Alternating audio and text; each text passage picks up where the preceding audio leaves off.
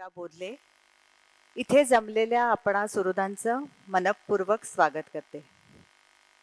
Project अस्मीला यावर्षी 5 वर्ष पूर्ण झाली आहेत.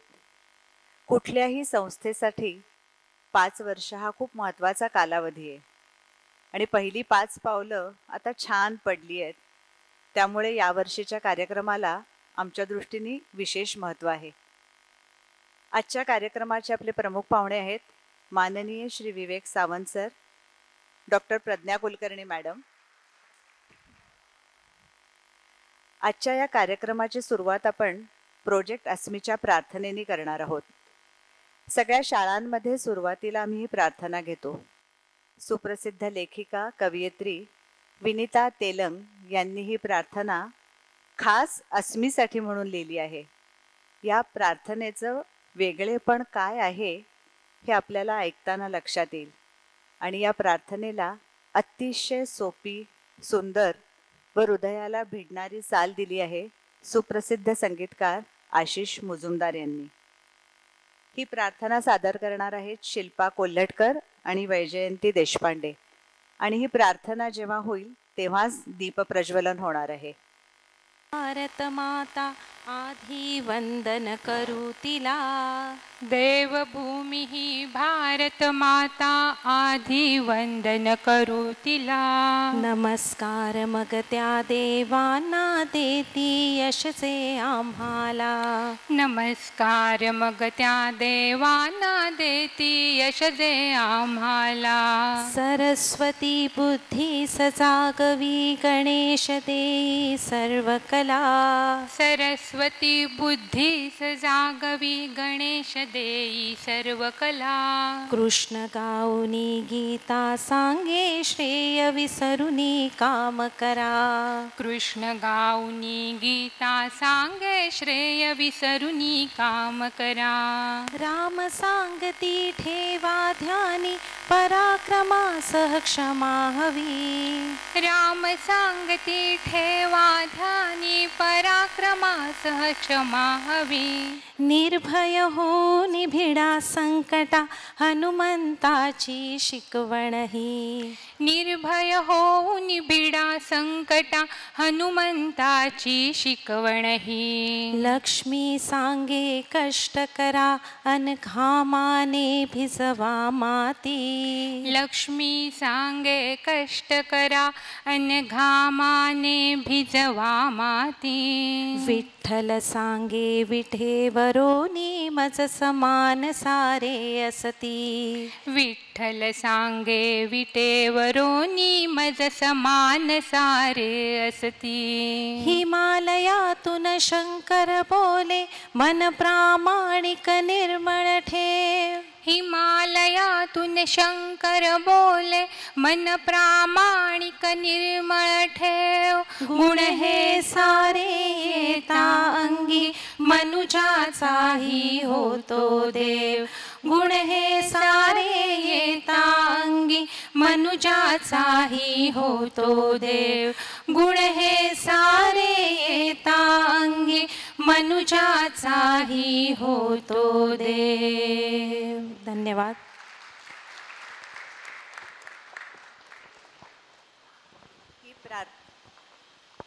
ही प्रार्थना आमच्या शाळेतल्या सगळ्या मुलांची अतिशय आवडीची आहे आणि ती त्यांना इतक्या लवकर पाठ झाली आणि प्रत्येक वेळेस ती आग्रहाने म्हटली जाते. एकदा दोनदा आपण म्हणूया, म्हणजे बघा किती त्या प्रार्थनेचं हे यश आहे.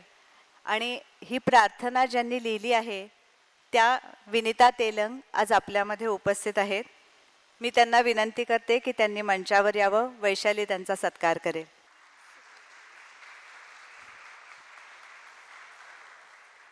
धन्यवाद विनीताताई. प्रोजेक्ट अस्मी म्हणून आम्ही काम करतो, म्हणजे आम्ही नक्की काय काम करतो, यामागची संकल्पना काय आहे, 5 वर्ष हे काम कसं चाललंय, हे सगळं आपण आता मीनल विद्वांसकडनं ऐकूया. मीनल. पीठावरील माननीय श्री विवेकजी सावंत आणि डॉक्टर प्रज्ञाताई आणि समस्त श्रोतेजन सादर प्रणाम. गेली 5 वर्ष प्रोजेक्ट अस्मी लहान मुलांच्या मानसिक आणि सायकोलॉजिकल डेव्हलपमेंटसाठी काम करत आहे. 2019 मध्ये प्रोजेक्ट अस्मीची सुरुवात झाली.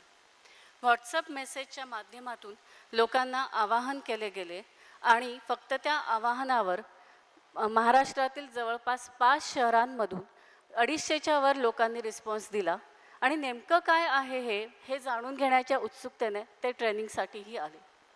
पहिल्याच वर्षी जवळपास 70 लोकांनी ट्रेनिंग घेऊन फॅसिलिटेटर म्हणून काम करायला सुरुवात केली. पहिल्या वर्षी महाराष्ट्रातील 5 शहरांमध्ये वेगवेगळ्या ठिकाणी जवळपास 35 शाळांमधून 70 फॅसिलिटेटरने प्रोजेक्ट अस्मीसाठी काम केले आणि पहिल्याच वर्षी जवळपास 1000 विद्यार्थ्यांपर्यंत पोहोचण्यात आम्हाला यश आलं. ही खरोखर खूप आनंदाची बाब होती. वर्ष संपताच कोविड आला आणि सगळ्यांचाच उत्साह मावळला, कारण शाळा बंद म्हटल्यावर काम बंद. पुढे काय? पण अडचण समोर आली आणि म्हणून आपण गप्प बसलो हा वैशालीताईंचा पिंडच नाही. यातूनही काहीतरी मार्ग काढायचा आहे या हेतूने त्यांनी ऑनलाईन मीटिंग घ्यायला सुरुवात केली. या सगळ्यामध्ये एक छान टीम बिल्ड झाली. प्रोजेक्ट अस्मीसाठी जे लोक काम करत होते त्यांची एक टीम आजही गेली 5 वर्ष ही टीम सातत्याने प्रोजेक्ट अस्मीसाठी काम करते. ही खरंच कौतुकाची गोष्ट आहे. दुसऱ्या वर्षी काम बंद होतं, पण काय करता येईल हे या ऑनलाईन मीटिंग्समधनं डिस्कशन व्हायला लागलं. आपण काय करू शकतो, काय करता येईल या विचार मंथनातून थीम स्कूल घेण्याचं ठरलं. अस्मीने 2020मध्ये लहान मुलांसाठी थीम स्कूल घेतले. 2021 ऑनलाईन स्कूल सुरू झाले, पण आम्ही ज्या शाळांमध्ये काम करत होतो तिथे सत्र घेण्यासाठी सगळ्यात मोठी अडचण होती ऑनलाईन स्कूल घेणार कसं, कारण तिथल्या पालकांकडे बऱ्यापैकी स्मार्टफोन नसायचे आणि जी मुलं होती त्यांच्या आईवडील दिवसाच्या वेळेस कामाला जायचे. पण तरीसुद्धा अथक परिश्रमानंतर आणि प्रयत्नांनी त्याही वर्षी जवळपास 5 शाळांमध्ये अस्मीची सत्र झाली आणि आमच्या फॅसिलिटेटर्सने जिथे जिथे अडचण होती त्या ठिकाणी संध्याकाळी उशिरासुद्धा सत्र घेतलीत. ही खरंच खूप विशेष कौतुकाची गोष्ट आहे. यालाच डेडिकेशन असं म्हणावं लागेल. 2021-22 शाळा तर सुरू झाल्या. शाळा ऑनलाईनच सुरू होत्या. शाळांमधली सत्र ऑनलाईन सुरू होती. पण त्याच वर्षी प्रोजेक्ट अस्मीने गंमत कट्टा हे यूट्यूब चॅनल सुरू केले. ह्या यूट्यूब चॅनलला मुलांचा भरभरून प्रतिसाद मिळाला. त्याची खासियत अशी की त्या यूट्यूब चॅनलसाठी सायकोलॉजिस्टने लिहिलेल्या गोष्टी सादर केल्या गेल्या आणि त्या प्रत्येक गोष्टीबरोबर मुलांना काही ॲक्टिव्हिटीसुद्धा दिल्या गेल्या. हे चॅनल मुलांना खूप आवडलं. गंमत कट्टा अस्मी हे गाणं तर मुलांनी डोक्यावर घेतलं आणि विशेष महत्त्वाची गोष्ट म्हणजे माननीय प्रधानमंत्री नरेंद्रजी मोदी यांनी मन की बातमध्ये याचा उल्लेख केला. वैशालीताई व्यवहारी यांचं नाव त्यांनी मन की बातमध्ये घेतलं. हे सगळ्यांसाठी खूप अभिमानास्पद आणि कौतुकास्पद होते. पुढील वर्ष 22-23 पॅन्डेमिक संपत आला, पण शाळांमध्ये सत्र घेण्यासाठी परवानगी कितपत मिळेल हा मोठाच प्रश्न होता. म्हणून आधी जरी 5 शाळांमध्ये काम झालं तरीही फक्त पुण्यापुरतंच काम मर्यादित ठेवायचं असं ठरलं आणि पुण्यातील जवळपास 12 शाळांमध्ये 50 फॅसिलिटेटरने काम करायला सुरुवात केली. पण यावर्षी प्रोजेक्ट अस्मीने एक पुढची पायरी गाठली. ती म्हणजे फक्त पहिलीचीच सत्र न घेता पहिली आणि दुसरी या 2 वर्गांवरती सत्र घ्यायला सुरुवात झाली.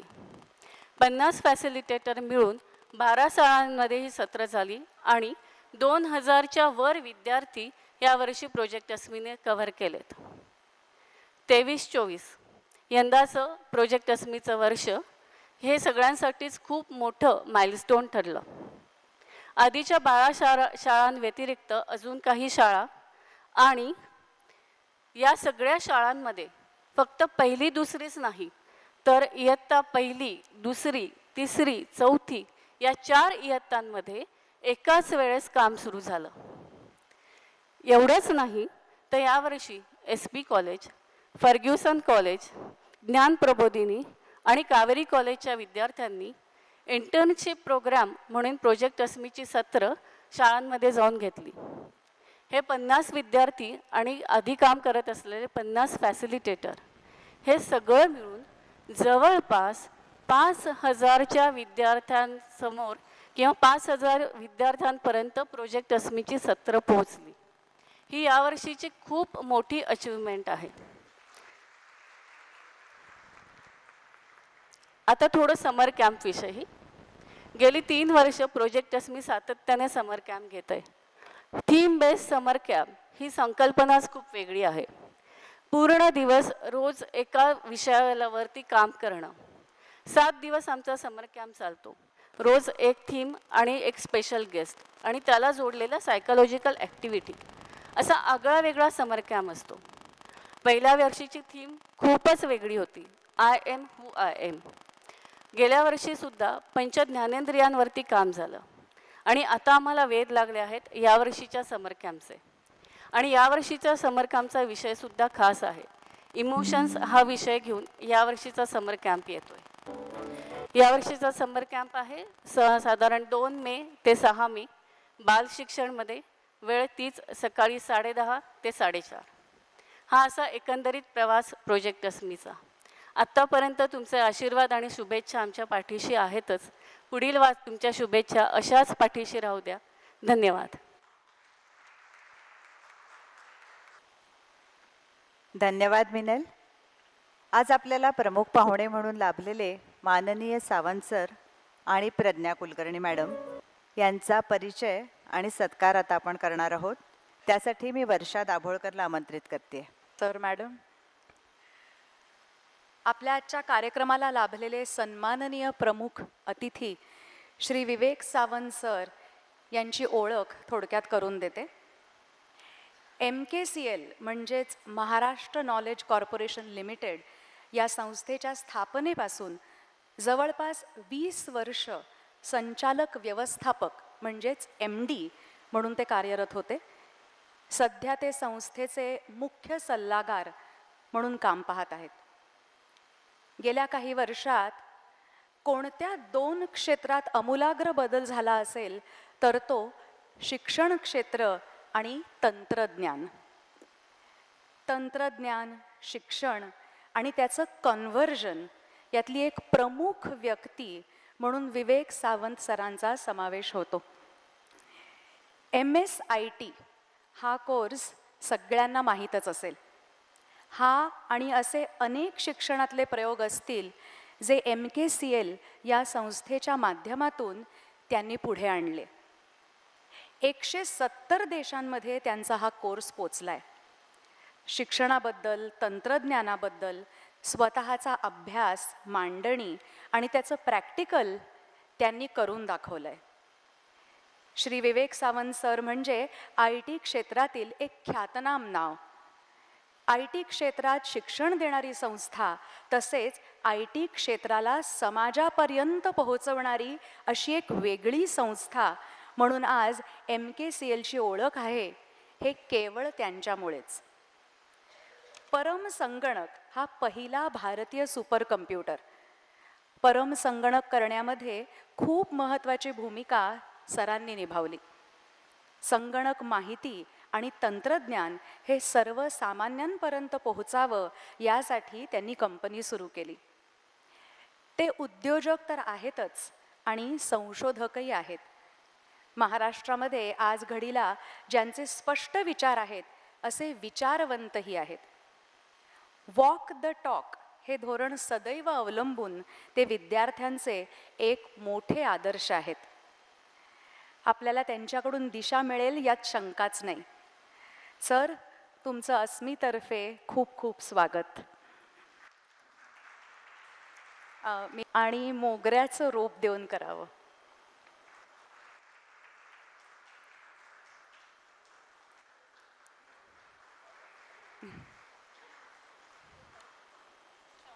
ओळख करून देते. प्रज्ञाताई कुलकर्णी. गेली अनेक वर्ष सर परशुराम महाविद्यालयात मानसशास्त्र विभागात प्राध्यापक म्हणून त्या कार्यरत आहेत. Clinical psychology, counselling psychology, school psychology, health psychology, सकारात्मक मानसशास्त्र या विषयांचे अध्यापन तसेच संशोधन या क्षेत्रात त्यांचे मोठे योगदान आहे. त्यांचा PhDचा प्रबंध किशोरवयीन मुलांमध्ये सकारात्मक मानसिक आरोग्य संवर्धन यावर आधारित होता. विविध वयोगटासाठी, विशेषतः युवकांसाठी त्या गेली 20 वर्षाहून अधिक काळ समुपदेशन तसेच विविध प्रशिक्षण व कार्यशाळांचे आयोजन करत आहेत. National commission for protection of child right यांनी आयोजलेल्या मुलांच्या मानसिक आरोग्यविषयीच्या देशव्यापी चर्चासत्रात त्यांचा सहभाग तसेच त्यासाठी त्या सल्लागार म्हणून काम पाहतात.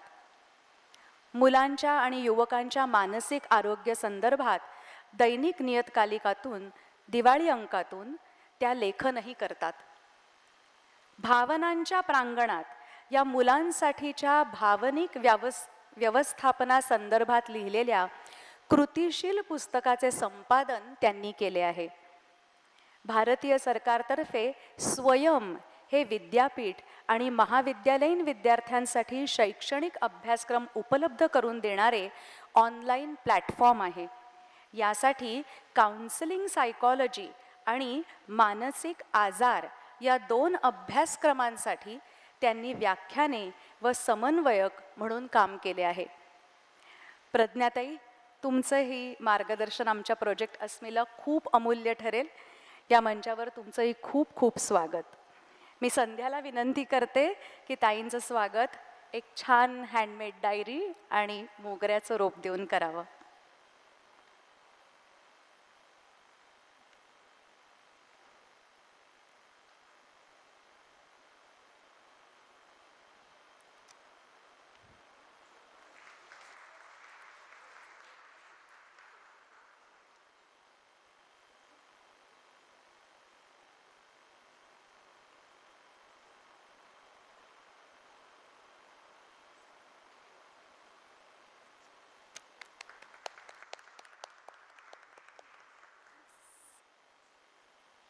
वर्षा इतक्या मोठ्या लोकांचा खूप थोडक्यात परिचय करून देणं खूप कठीण असतं, पण ते वर्षाने खूप छान केलंय आणि आपल्याला पण ते पूर्णपणे कळलं असेल सगळं की तिची किती, पण तिने खूप छान मांडलं सगळं की जे सांगायचं होतं ते. आजच्या कार्यक्रमातली एक आता महत्त्वाची गोष्ट आहे म्हणजे ऑडिओ सिरीज लॉन्च. डॉक्टर कल्पना व्यवहारे फाउंडेशनचं अस्मी संवाद या नावाने यूट्यूब चॅनेल आहे आणि त्याचाच एक भाग आहे अस्मी गंमत कट्टा. हे फक्त लहान मुलांसाठी आहे. या चॅनलवर खूप गोष्टी लहान मुलांसाठी सांगितल्या आहेत, पण अस्मी संवाद हे खास करून सर्व वयोगटातील लोकांसाठी असलेलं चॅनेल आहे. या यूट्यूब चॅनेलवर सखा आत्मसंवाद ही आत्मसंवादात्मक लेखांची ऑडिओ सिरीज आपण ऐकली असेल. यावर्षी त्याचाच पुढचा भाग म्हणून आपुलाचा संवाद आपणाशी ही ऑडिओ सिरीज लॉन्च करतोय आपण. आणि या ऑडिओ सिरीजमध्ये खूप वेगवेगळ्या विषयावरचे मोठमोठ्या लोकांचे लेख असणार आहेत. संवाद आभासी जगाशी अतुल कहाते, संवाद मातीशी दिलीप कुलकर्णी, शिल्पसंवाद गो ब देगलूरकर, संवाद चित्रपटांशी गिरीश रांगणेकर, माध्यम संवाद केशव साठे, धर्मसंवाद लीना रस्तोगी, संवाद इतिहासाशी मोहन शेटे, संवाद शिक्षणाशी मुकुल कानेटकर, संवाद वाऱ्याशी रंजन केळकर, वृक्षसंवाद श्री द महाजन, संवाद साधनेशी स्वामी स्वरूप स्वानंद, संवाद स्वातंत्र्याशी तन्मय कानिटकर, शब्दसंवाद चेतन जोशी. असे हे सगळे जे वेगवेगळ्या विषयावरचे लेख आहेत आणि त्या त्या विषयातील तज्ज्ञ व्यक्तींनी हे लिहिलेले आहेत आणि आपल्याला हे आता ऑडिओ सिरीज लॉन्च झाल्यावर ऐकायला मिळणार आहेत. आणि खास करून वाचनाचा कंटाळ असणाऱ्या लोकांसाठी ही पर्वणी असते की चला ऐकायला तरी मिळालं. मी प्रज्ञाताईंना विनंती करते की त्यांनी ऑडिओ सिरीज लॉन्च करायची परवानगी द्यावी.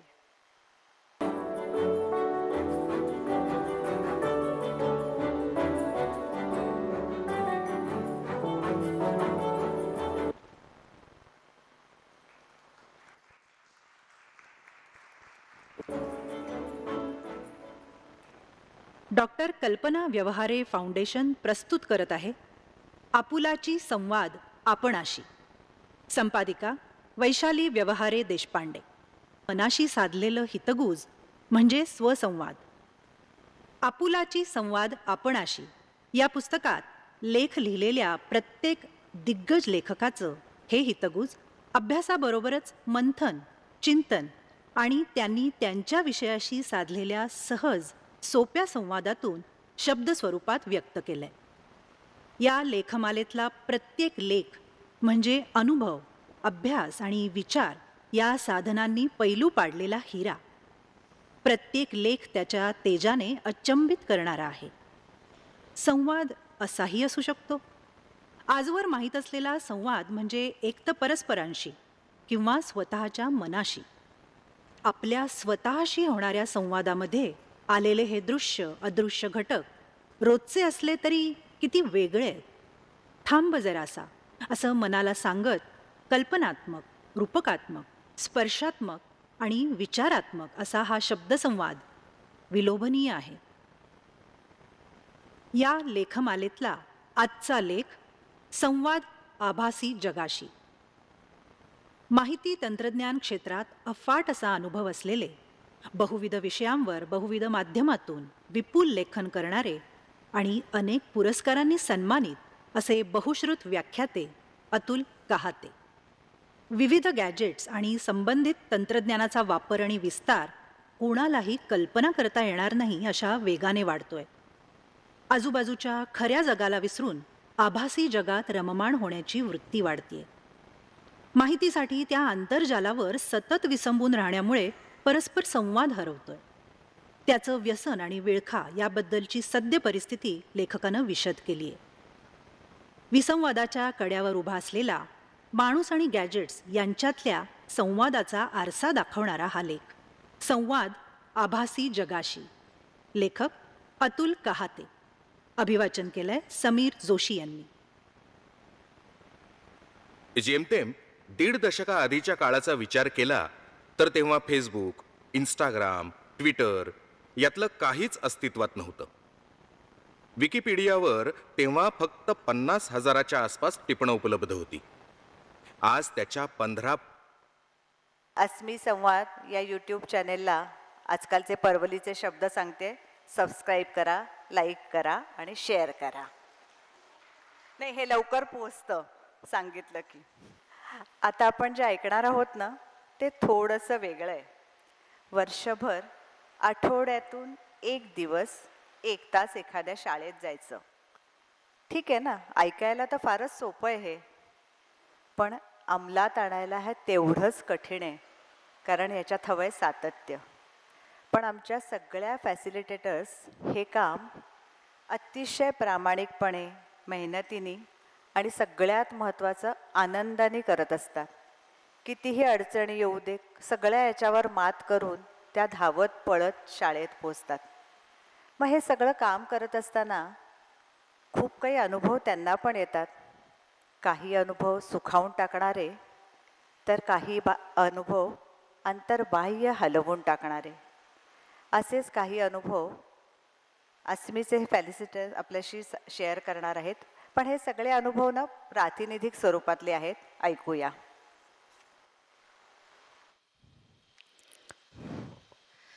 प्रोजेक्ट अस्मीमध्ये जेव्हा आपण काम करतो, आम्ही जे सगळेजण काम करतो, तेव्हा खूप छान आणि वेगवेगळे अनुभव येत असतात. एक रोज येणारा, सगळ्यांना हवाहवासा वाटणारा आणि प्रत्येकजण त्याची वाट बघणारा अनुभव म्हणजे आम्ही जेव्हा सत्र घ्यायला शाळेत जातो तेव्हा ही छोटी छोटी आमची मित्रमंडळी आमची अगदी वाट बघत असतात. आम्ही शाळेच्या गेटमधनं आत गेलो की त्यांचा ये करून दंगा सुरू होतो. मग सगळे आमच्या भोवती गोळा होतात. मग ताई आज कोणाच्या वर्गावर, आमच्या वर्गावर या, आमच्या वर्गावर या, त्यांचं सुरू होतं. मग त्यांना सांगायला लागतं की आज नाही, आज आम्ही दुसरीच्या वर्गावर जाणार आहे. मग ती पहिलीतली मुलं असतात ना, ती जरा नाराज होतात. मग त्यांना म्हणतो, अरे ठीक आहे, उद्या येतो तुमच्याकडे, उद्या मजा करू. मग ये करून परत दंगा होतो. आणि मग या उत्साहामध्ये आम्ही पण नवीन नवीन सत्र घ्यायला सुरुवात करतो. रोज जेव्हा आम्ही शाळेत जातो तेव्हा आमच्या जसं जसं सत्र पुढे जातात तसा एक रोज अनुभव येतो की ही मुलं आमच्या नकळत आम्ही सांगितलेल्या खूप गोष्टी आहेत त्या आत्मसात करत असतात. आणि त्याचे हे अनुभव आम्हाला खूप वेगवेगळ्या पद्धतीने येतात. असाच एक छान वेगळा अनुभव श्रावणीताईला आला आहे. अगं शिल्पा, आम्ही जेव्हा एके दिवशी दुसरीच्या वर्गात गेलो होतो ना, तेव्हा काय झालं, तिथं वर्गात सगळीकडं कचरा पडला होता आणि कागदाचे बोळे, खाऊ पडला होता, त्याच्यानंतर पेन्सिलला टोक केलेलं ते असतं ना, ते सगळं असा कचरा पडला होता बरं का तिथं. आणि आम्ही मग सेशन चालू केलं. सेशनमध्ये छान कचऱ्याच्या डोंगराची गोष्ट, नंतर गाणं होतं, मस्त स्वच्छतेचं गाणं होतं आणि खूप छान छान ॲक्टिव्हिटीज होत्या त्याच्यामध्ये. आम्ही त्या घेतल्या सगळ्या ॲक्टिव्हिटीज आणि त्या ॲक्टिव्हिटी बहुतेक मुलांना आवडल्या वाटतं खूप. मी ते गाणं पण 2दा घेतलं बरं का. सेशन खूप मस्त झालं एकदम.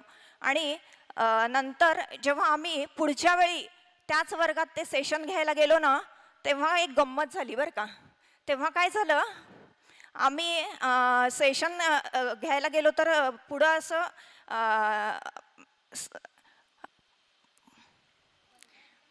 वर्ग एकदम स्वच्छ होता सेशन घ्यायला गेल्यावर आणि एकदम चकाचक वर्ग. आम्ही मुलांना विचारलं की एवढा स्वच्छ वर्ग कसा काय, सगळं म्हणजे चकाचक कसा काय झाला बरं वर्ग, तुमचे भैयाजी वगैरे आले नव्हते का, स्वच्छ करून गेले वर्ग, म्हणून आम्ही एकदम हे झालो. आणि नंतर आम्ही ते स्वच्छतेचं गाणं म्हटलं, मुलांबरोबर स्वच्छतेचं गाणं म्हटलं छानपैकी. आणि त्याच्यानंतर पुढच्या वेळी ती ईश्वरी नावाची एक मुलगी होती बरं का, तर त्या मुलीने सगळा वर्ग झाडून स्वच्छ केला होता पूर्ण. आणि पुढच्या वेळी जेव्हा आम्ही सेशनमध्ये गेलो तेव्हा परत वर्ग तसाच स्वच्छ दिसला आम्हाला. जेव्हा जेव्हा आम्ही त्या सेशन बघायला गेलो तेव्हा तेव्हा वर्ग तो तसाच स्वच्छ दिसला आम्हाला. आणि शेजारी एक पहिलीचा वर्ग होता, त्या वर्गात सुद्धा आम्ही सेशन घ्यायला गेलो तर तो वर्ग परत ईश्वरीने तिथं पण सांगितलं होतं आणि तो वर्ग पण तसाच स्वच्छ होता. असं छान अनुभव आला आम्हाला बरं का. हो ना श्रावणी, हे असे असंख्य अनुभव प्रोजेक्ट अस्मी सोबत आपल्याला येतात. पण काय होतं नेमकं माहिती आहे का, की आमची जबाबदारी अजून जास्त वाढते का, तर मुलं आमचं अनुकरण करत असतात, मुलं आपलं अनुकरण करत असतात. कधी कधी काय होतं की मुलं एवढं आपल्याशी संलग्नपणे वागायला लागतात ना, असाच एक जबाबदारीची जाणीव करून देणारा, नक्की नावात काय काय दडलेलं असतं ह्या जबाबदारीची जाणीव करून देणारा अनुभव वैजयंतीला आलाय. वैजयंती. हो, पहिल्यांदाच मी 4थीच्या वर्गावरती मी आणि केतकी गेलेलो सेशन घ्यायला. आत्तापर्यंत आम्ही 1ली 2रीच्या वर्गावर सेशन घेतलेलं आहे. 4थीचा वर्ग मला नवीन होता. सगळी मुलांना मी नवीन होते, अनोळखी होते. अनोळखी नजरेने आमच्याकडे बघायला लागली. आम्ही आमची ओळख करून दिली आणि सेशन घ्यायला सुरुवात केली. थोड्या वेळाने माझ्या लक्षात आलं की मागच्या बाकावर बसलेला एक मुलगा आहे, तो काहीतरी बारीक आवाजात बोलतोय आणि त्याच्या आजूबाजूची 3-4 मुलं हसतात. त्यामुळे काय होत होतं, वर्ग डिस्टर्ब होत होता.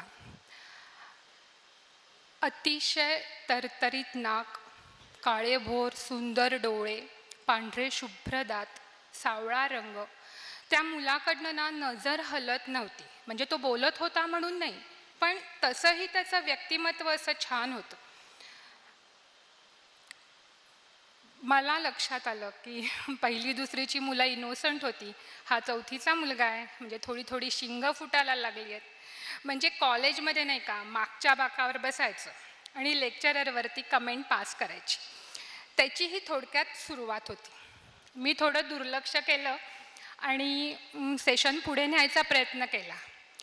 मुलं डिस्टर्ब होत होती, त्यांना मी काय सांगते आहे, आम्ही दोघी काय सांगतोय, काय ॲक्टिव्हिटी घेतोय ह्याच्यामध्ये इंटरेस्ट होता. आणखीन ह्याला बडबड करण्यात किंवा डिस्टर्ब करण्यामध्ये त्याला इंटरेस्ट होता. मी तसंच सेशन रेटाने पुढे नेलं. सेशन संपलं, ॲक्टिव्हिटी घेतली. ती काय नेहमीसारखं काही माझं सेशन झालं नाही. आम्हाला दोघींना जरा असं उदासच झालो आणि आम्ही बाहेर पडलो. नेक्स्ट टाईम माझ्याबरोबर शिल्पा होती. शिल्पाला म्हणलं, हे बघ शिल्पा, 4थीची मुलं आहेत, रुद्र नावाचा एक मुलगा आहे, त्याला कंट्रोल करता आलं पाहिजे.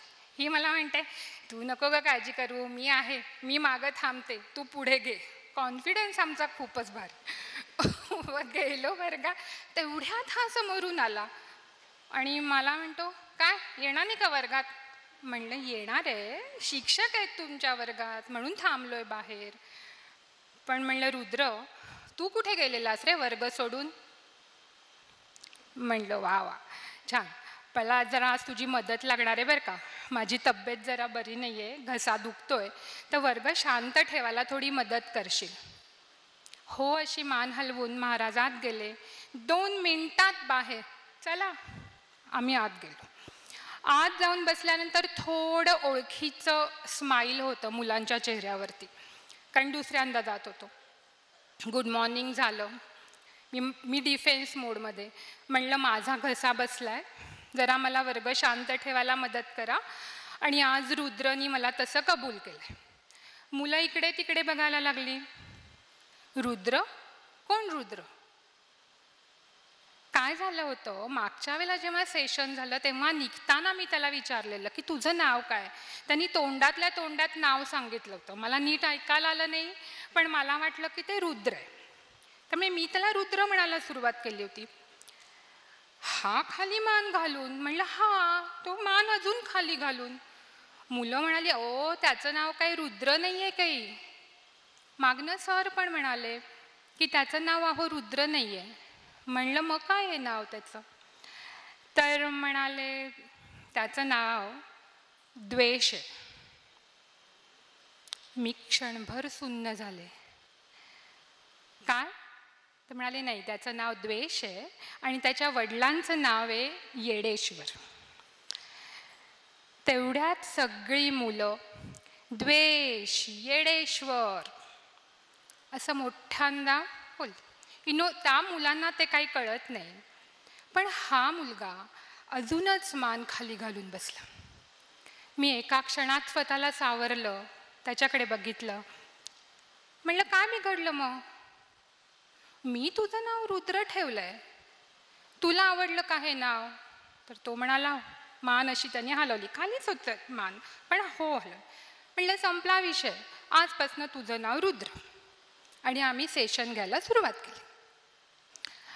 माझं त्याच्याकडे बारीक लक्ष होतं, पण माझं लक्ष नाही आहे असं मी दाखवत होते. हळूहळू तो आमच्या ॲक्टिव्हिटीमध्ये इन्व्हॉल्व झाला. फार सुंदर ॲक्टिव्हिटी आहेत आमच्या. 3री 4थीच्या बरोबर वयाप्रमाणे वाढत गेलेल्या आहेत.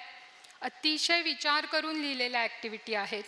आणखीन त्याच्यानंतर निघताना तो रमाला लागलेला माझ्या लक्षात आलं. निघताना मी त्याच्या पाठीवरती थापटलं आणि बाहेर पडले.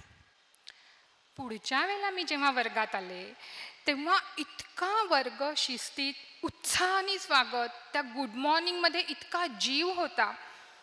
मी म्हणलं, आणि आज काय ॲक्टिव्हिटी आणली आहे, आज काय सेशन करायचं? मुलांकडनं आलं.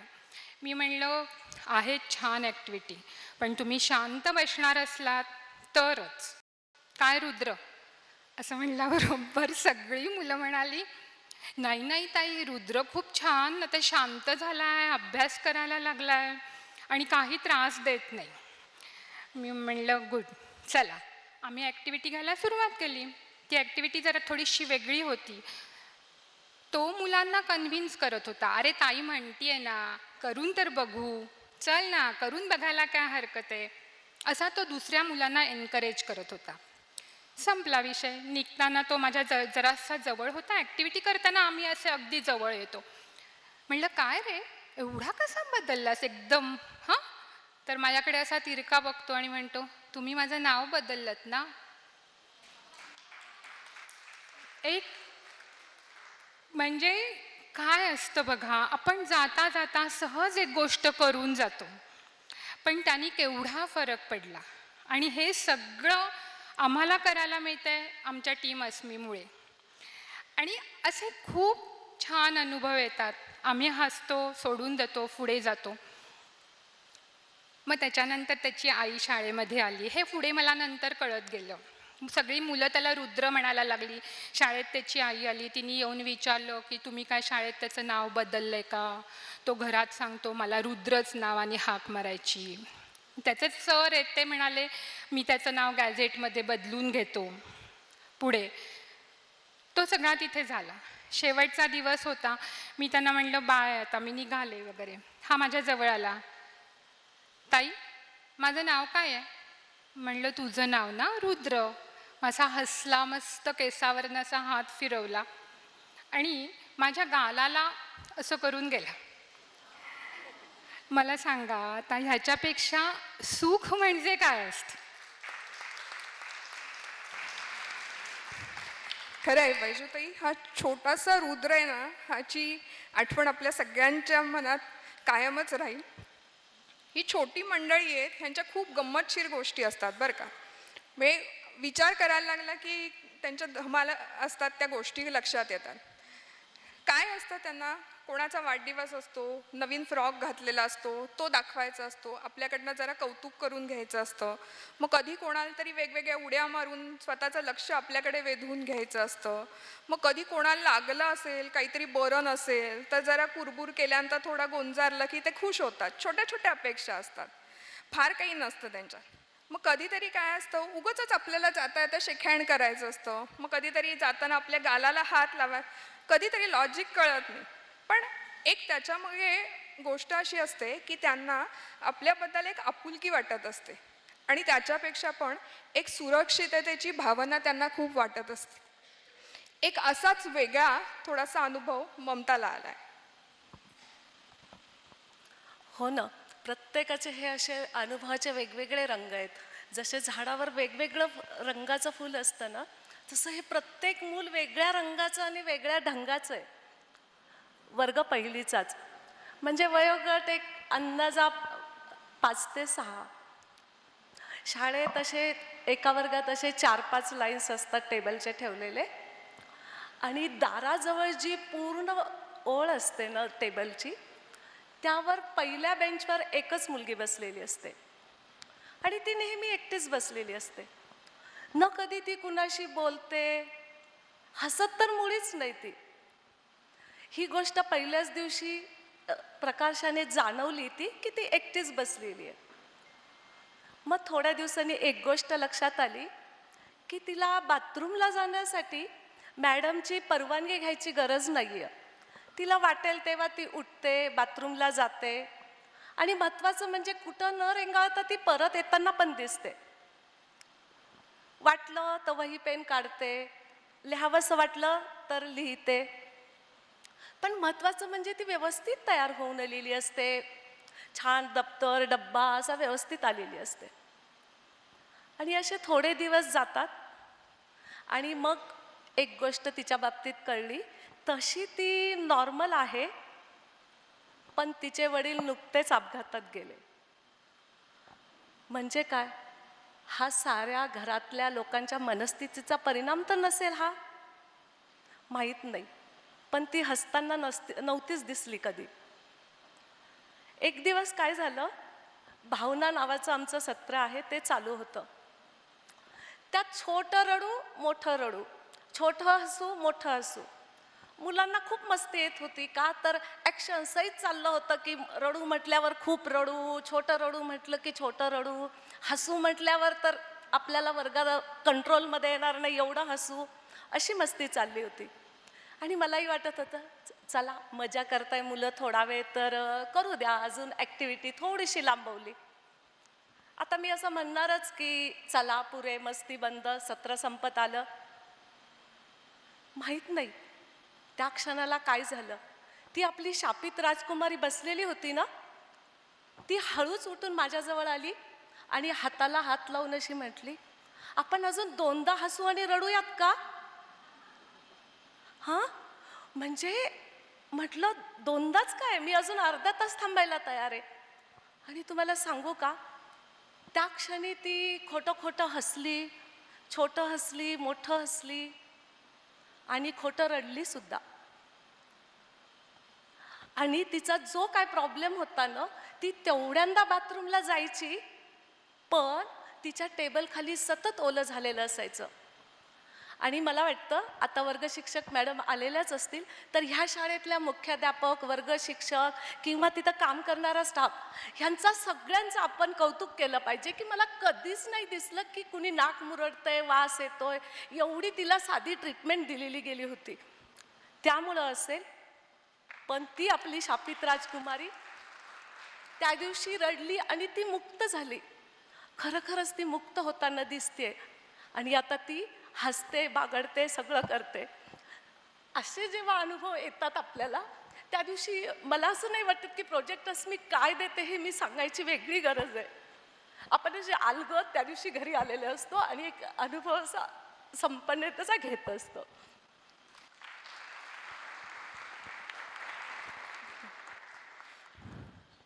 दोन मिनटं काय बोलावं कळत नाही आहे. खूप छान वेगवेगळे अनुभव रोजच येत असतात. रोजच आम्ही एकमेकींना शेअर करत असतो. हे छोटे मुलं आहेत, त्यांचे गंमतशीर अनुभव पण मजेशीर असतात. आम्ही साधारण फॅसिलिटेटर्स ज्या भागात राहतो तिथल्या आम्ही शाळांमध्ये नेहमी जात असतो सत्र घ्यायला. काही भाजी आणायला, काही सामान आणायला जेव्हा आम्ही बाहेर फिरत असतो तेव्हा ही छोटी मुलं कुठेतरी रस्त्यात भेटतात. बरं, शाळेच्या युनिफॉर्ममधली मुलं ही पटकन कधीतरी एरवी लक्षात येतीलच असं नाही. बाहेर असलं की ते लांबनं ताई ताई करून जोरजोरात हाका मारतात. मग थांबून अगदी आई बाबा, आजी आजोबा कोणी असेल की त्यांच्याशी ओळख करून देतात. म्हणजे त्यांना एक वेगळं असतं की नातं तयार झालेलं असतं की नाही, या माझ्या ताई आहेत, या शाळेत येतात, या अभ्यास शिकवत नाहीत पण दुसरं काहीतरी शिकवतात. काय शिकवतात हे काही सांगता येत नाही, पण मज्जा करतो आम्ही. पण एक आपलेपणा खूप छान असतो. या आपलेपणाचाच एक छोटासा आणि गमतीदार अनुभव वैदेहीताईला आला आहे. असं आपण लहान मुलांची काळजी घेतो की नाही, ती लहान मुलं पण आपली काळजी घेतात असं मला जाणवलंय. मागच्या वेळेला काय झालं, आमचं एकच सत्र शाळेत होतं आणि त्याच्यानंतर दुसरीचं पण सत्र होतं. मग पहिलं सत्र घेतलं आणि मधली सुट्टी झाली आणि काय झालं, आम्ही थांबलो जरा त्याच वर्गात आणि मुलं आपली डबा लगेच काढला, त्यांनी रुमाल काढला, डबा ठेवला आणि खायला लागले. काही मुलं आमच्याकडे आले, ताई तुम्ही पण खा ना, तुम्ही पण खा ना. पण आम्ही जरा नाही म्हटलं. त्याच्यानंतर लांबून जरा स्वानंदी आली आणि विचारते, ताई तुम्ही का खात नाहीये? मग मी तिला म्हटलं, स्वानंदी अगं आमचा उपास आहे आज. उपास आहे का, उपास आहे का, असं पुटपुटत ती परत आपल्या बेंचकडे जाऊन तिने आपल्या बॅगेतनं डबा काढला आणि उघडला. बघते तर काय, त्याच्यात पास्ता होता आणि त्या डब्याच्या वरच्या झाकणाला सॉस लागला होता. काय विचार केला कोणास ठाऊक, झाकण घेतलं, पटकन आपल्या ड्रेसला पुसलं आणि भरकन बाहेर गेली. बाहेर जाऊन खिचडी देणारी, मुगाची खिचडी देणारी आजी आहे ना, तिच्याकडे गेली आणि त्या डब्यात खिचडी घेतली आणि पटपट आमच्याकडे आली. खावा की आता, असं म्हणाली. अगं तिला आम्ही म्हटलं आमचा उपास आहे, पण तिचा तो निरागस प्रेमळ चेहरा बघून ना आम्हाला तिला नाही म्हणवलं गेलं. आम्ही तो उपास तसाच सोडला आणि तो निरागस चेहरा बघून आम्ही घरी परतलो. ह्याच गोष्टी आम्हाला ना पुढचं सत्र घ्यायला ऊर्जा देत असतात. खरंच याहून काय वेगळा आनंद आपल्याला हवा असतो. खरंय, भरपूर ऊर्जा रोज आम्ही घेत असतो. सध्याची एक सगळ्यांची आवडती कन्सेप्ट म्हणजे अफर्मेशन. आम्हाला फारशी त्याची गरज पडत नाही, कारण रोज आम्ही शाळेत जातो, सत्र घेतो आणि चार्ज होऊन घरी येत असतो. बरं, हे आम्हाला चार्ज करणारी फक्त मुलंच असतात असं नाही आहे. शाळेचे मुख्याध्यापक, शिक्षक हे पण खूप मदत करतात आणि खूप पॉझिटिव्हिटीने आमच्या मागे उभे असतात. असाच एक शिक्षकांचा वेगळा अनुभव सोनालीताई सांगते. हो, मी तो अनुभव तर सांगणारच आहे, पण त्याआधी मी स्वतःविषयी काय सांगणार आहे. माझं ना लग्न फार लवकर झालं होतं, तर असं वाटायचं की मला काही आयुष्यात काही काम करता येईल की नाही, पण अचानक मला प्रोजेक्ट अस्मी सापडला आणि मी प्रोजेक्ट अस्मीसोबत काम करायला लागली. 1 वर्ष फार आनंदाने गेलं. शिकतच होती मी की मुलांशी कसं डील करायचं आहे, हे सत्र कसे घ्यायचे आहे. त्याच्यात शेवटचं सत्र झालं त्या दिवशी माझ्या आईला हॉस्पिटलमध्ये ॲडमिट करावं लागलं आणि त्यानंतर कोविड सुरू झाला होता, तर ती कोविडमध्ये गेली. ह्या दुःख म्हणजे हे दुःख माझ्यावर फार अचानक आलं होतं, तर त्यामुळे ह्या दुःखातून बाहेर निघणं मला तसं अशक्यच होतं आणि कोविडमुळे कुठे जाता येत नव्हतं. घरातल्या घरातच आम्ही होतो. पण तिथेही प्रोजेक्ट अस्मीनी मला हात दिला आणि तिथे आमचे ऑनलाईन मीटिंग झाल्या, ऑनलाईन सेशन घ्यायचे काय ह्याच्यावर चर्चा झाल्या आणि आम्ही अस्मी गंमत कट्टा सुरू केला. तिथे आम्ही मुलांना गोष्टी सांगायला लागलो. असं सगळं सुरू होतं छान. तर कुठलंही प्रोफेशनल माझ्याकडे डिग्री वगैरे नसताना हे जे काम मी आता आनंदाने आणि समाधानाने अस्मीसोबत करते आहे. जसं माझ्यासारखीच 5 वर्ष अस्मीसोबत काम करणारी शिल्पा कोल्हटकर, हिलाही हे काम करण्याच्या अनुभवामुळे स्पेशल मुलांच्या शाळेत जॉब करायला खूप मदत होते. ती नेहमी सांगते की हा जो अस्मीबरोबर काम करायचा अनुभव आहे ना, त्याच्यामुळे मला ह्या स्पेशल मुलांच्या शाळेत मुलांशी कसं डील करायचं ह्याची हिंमत येते आणि उपयोग होतो. तसंच काही फॅसिलिटेटर्सना क्लिनिकल डिप्रेशनमध्ये गेलेले लोक होते, त्यांच्या गोळ्या बंद झाल्या कारण मुलांमध्ये आनंदाने वेळ जातो आणि त्यांना म्हणजे त्यांच्या गोळ्या बंद झाल्या. त्यांनी आवर्जून आमच्या मीटिंगमध्ये असं सांगितलं आहे की असं झालं. एका शाळेत माझ्या एका मैत्रिणीला एक शिक्षक रिटायर होत होते, तर त्यांचा रिटायरमेंटचा प्रोग्राम झाला, तर त्यांनी एक पत्र लिहून शाळेत ठेवलं होतं की ह्या अस्मीच्या त्या ताई येतील ना प्रोजेक्ट अस्मीच्या, त्यांना हे लेटर द्या. हे म्हणजे ते लेटर, आपुलकीचं लेटर त्यांनी त्या माझ्या मैत्रिणीला लिहिलं होतं रिटायर होताना. तर हे असं इतरही शाळांमध्ये सगळ्या शिक्षकांचे आणि सगळ्या फॅसिलिटेटर्सचे असे आपुलकीचे संबंध झाले आहेत. हे किती सगळं कमालीचं आहे की नाही.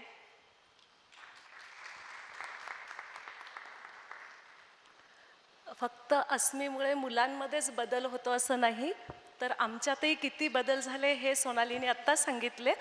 ह्या अस्मीच्या वेगवेगळ्या छटा आहेत रंगाच्या असं मला वाटतं. का तर असे वेगवेगळे अनुभव आम्हाला नेहमीच येत असतात.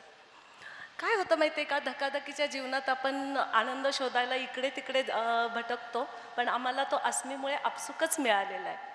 वैशालीताई नेहमी म्हणतात की तुम्ही काही द्यायच्या आविर्भावात तिकडे जाऊ नका, पण आता आम्हाला पण उमगायला लागलं आहे ते की आम्ही द्यायला नाही तर घ्यायलाच जातोय असंख्य अनुभव.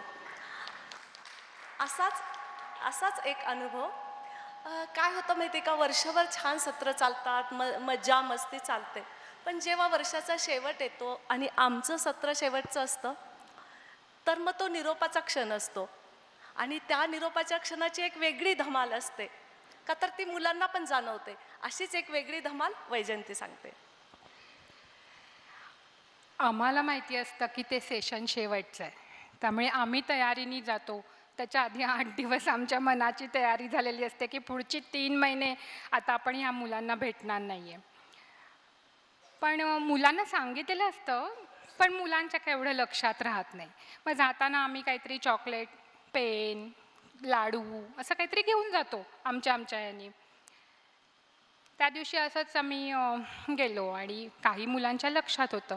त्यांना पेन वगैरे दिल्यानंतर त्यांनी पण रिटर्नमध्ये पेन दिलं, तुझ्यासाठी मी आणलं वगैरे, मजा.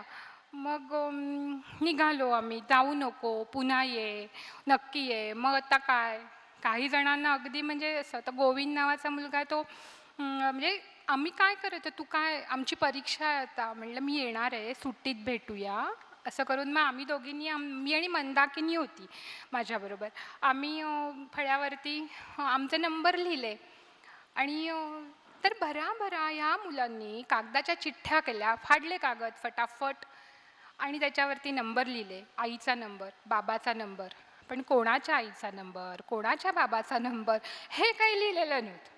आईचा नंबर, बाबाचा नंबर आणि अशा चिठ्ठ्या केल्या आणि थँक्यू टीचर नावाचं एक कार्ड पटकन लिहिलं पेन्सिलनी, 2 फुलं वगैरे, त्याला बॉर्डर आणि असं आणून दिलं. एक ओंझळभर आमची संपत्ती तयार झाली आणि आम्ही घरी आलो. घरात येऊन सांगितलं, गंमत सगळी चालू होती. संध्याकाळी 7:30-8च्या सुमारास फोन, मिस कॉल, नंबर माहिती नव्हते. एक फोन झाला, दुसरा, हॅलो गोविंद बोलतोय, ताई तुमचाच आहे ना, बघायला फोन केला होता. असे असे अनुभव येतात.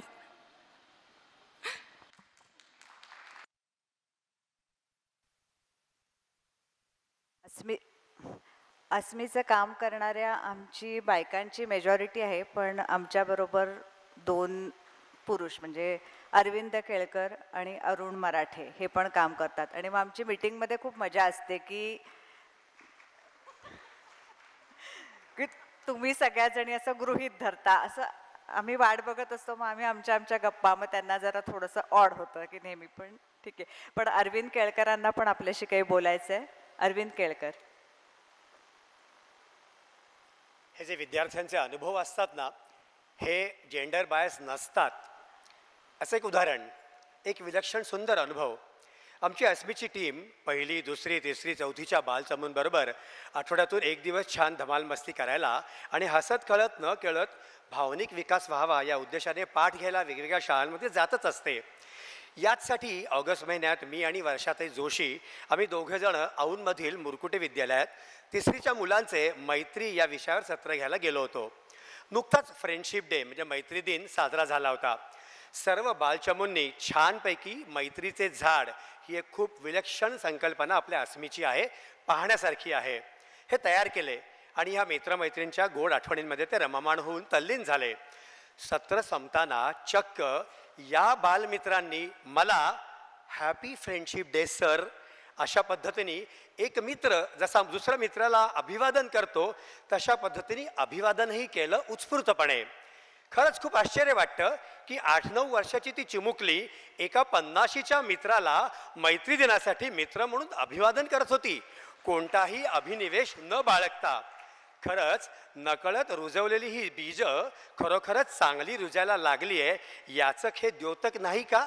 तर आहे, अर्थातच आहे. टीम अस्मीचे एकत्रित यश आहे खरोखरच. धन्यवाद. आता आपण हे जे सगळं ऐकलंय, तुम्हाला हे अनुभव नक्की वेगळे वाटले असतील. आणि खरं तर ना हे 1 दशांश आहेत. म्हणजे आम्ही काम करताना इतकं काही अनुभवतोय तर किती सांगू किती नको असं आहे. पण हे सगळं ना ऐकण्याची गोष्ट नाही आहे, हे सगळं अनुभवायला हवं आहे. म्हणजे आम्ही म्हणतो की अस्मीच्या रूपाने ना आमच्यासाठी एक आनंदाचं दालन खुलं झालं आहे. आमच्या म्हणजे वयाच्या ह्या टप्प्यावर माझी एक मैत्रीण नेहमी म्हणते की इतक्या आतुरतेने आपली कोणीतरी वाट बघते ना, हा जो काही अनुभव आहे आपल्याला ते सांगताच येणार नाही आम्हाला शब्दात. पण हे सगळं जे काय आहे त्याला कारण आहे अस्मी. आणि अस्मी म्हणजे वैशाली. म्हणजे त्यामुळे आता आपल्यासमोर येणारे प्रसन्न, अतिशय प्रसन्न, बहुआयामी पण तितकंच संवेदनशील व्यक्तिमत्व आहे. वैशालीने अस्मीचं बीज रोवलं. आज त्याचं एक छोटंसं रोप तयार झालं आहे आणि ते रोप खूप बहरून यावं अशी आमची इच्छा आहे. आता वैशाली आपल्याशी संवाद साधते.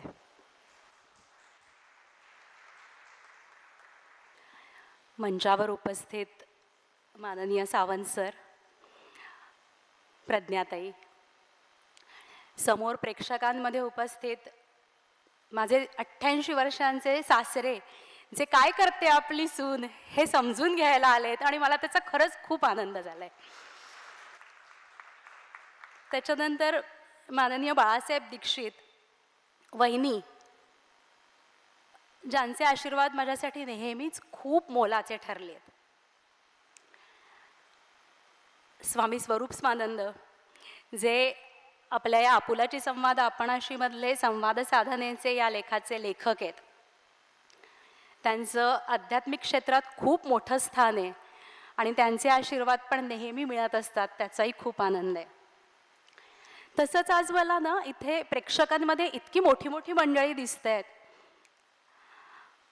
त्या सगळ्यांची नावं आत्ता मी घेत नाही, पण तुम्ही सगळे इथे आलात याचा खरंच खूप आनंद आहे. प्रोजेक्ट अस्मीची सुरुवात एका विचारातून झाली.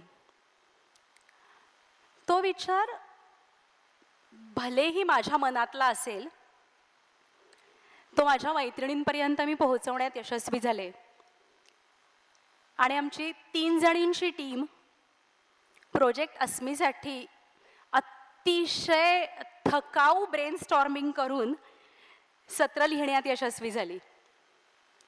मग आता ही सत्र पोहोचवायची कशी म्हणून एक साधा व्हॉट्सॲप मेसेज टाकला आणि त्याच्यातनं एका नाही तर 5 शहरांमधनं 250 लोकांना आम्ही पहिल्याच वर्षी ट्रेनिंग दिलं.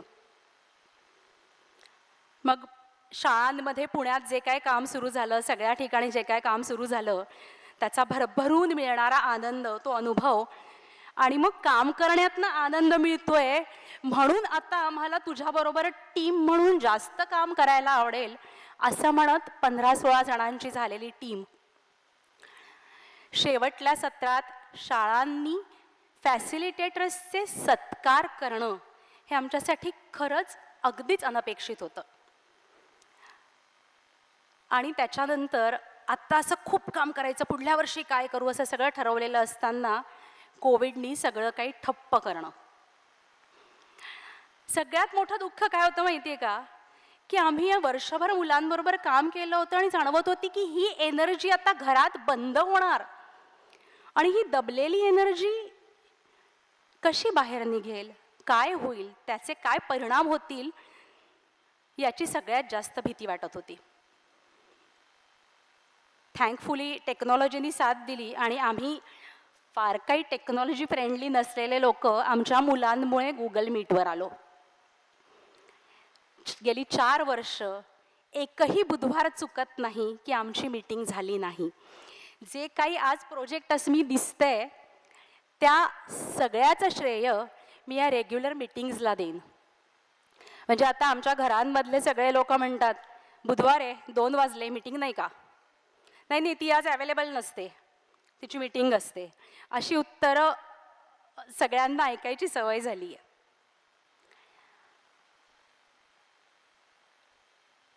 खूप जेव्हा एखादं संकट येतं ना, तेव्हा त्या संकटातनं मार्ग काढण्याचा विचार केलाच जातो आणि तोच मार्ग आमच्यासाठी होता थीम स्कूल, ऑनलाईन सेशन्स आणि अस्मी गंमत कट्टा. खूप एनर्जेटिक आणि अतिशय क्रिएटिव्ह टीम आहे अस्मीची. त्याच्यामुळे अस्मी गंमत कट्टासारखं चॅनल खूप चाललं आणि तीच एनर्जी घेऊन गेल्या वर्षी पुढलं काम सुरू झालं. सेशन्स लिहून झालेले होते 4थीपर्यंत, पण गेल्या वर्षी फक्त 1ल्या आणि 2ऱ्या वर्गासाठी सेशन्स घेतलेत. शाळा आता आमची वाट बघायला लागलेत. शिक्षक, शाळांचे मुख्याध्यापक आज इथे आलेत. त्या सगळ्यांनी म्हणजे गेल्या वर्षी अशी परिस्थिती होती की आम्हाला सांगावं लागले की अहो आमच्याकडे माणसं नाही आहेत 3री-4थीसाठी. पण लिटरली प्रत्येक शाळेतनं फोन येतात की 3री-4थीसाठी का नाही घेत, 5वी-6वीसाठी का नाही घेत. आणि त्यावेळेला जाणवलं की काहीतरी करायला हवंय बरं. पण जसं शाळांसाठी सुद्धा कठीण फेज होती ती, तशी घरातनं बाहेर पडायची सुद्धा खूप जणांना भीती वाटत होती. पहिल्याच वर्षी आम्ही इंटर्न्स बरोबर काम केलं होतं, पण गेल्या वर्षी ठरवलं की नाही, तरुण मुलांना घेऊन काम करणं सगळ्यात महत्त्वाचं आहे. आत्ता तुम्ही जे काही अनुभव ऐकले ते तुम्ही बघितले असतील, 2 वे आहेत. मुलांसाठी काम करतो का मोठ्यांसाठी असा प्रश्न मला मध्ये एका जणांनी विचारला. तुम्ही नक्की कुणासाठी काम करता? मी म्हटलं म्हणजे नाही, तुम्ही म्हणजे लहानांसाठी काम करता असं सांगतायत, पण तुमचे सगळे अनुभव ऐकलेत तर असं वाटतंय तुम्ही काम तर मोठ्यांसाठी करताय. खरं आहे.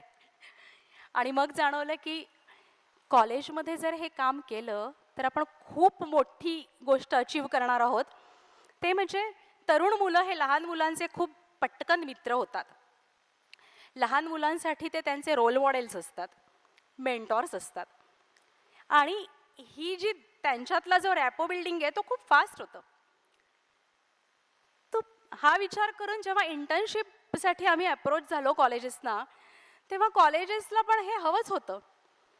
आणि एकाच वर्षी 50 विद्यार्थ्यांनी इंटर्नशिप केली 3री आणि 4थीच्या वर्गांवर आणि अमेझिंग रिझल्ट्स आलेत. 50च्या 50 मुलांचे पेशन्स वाढलेत.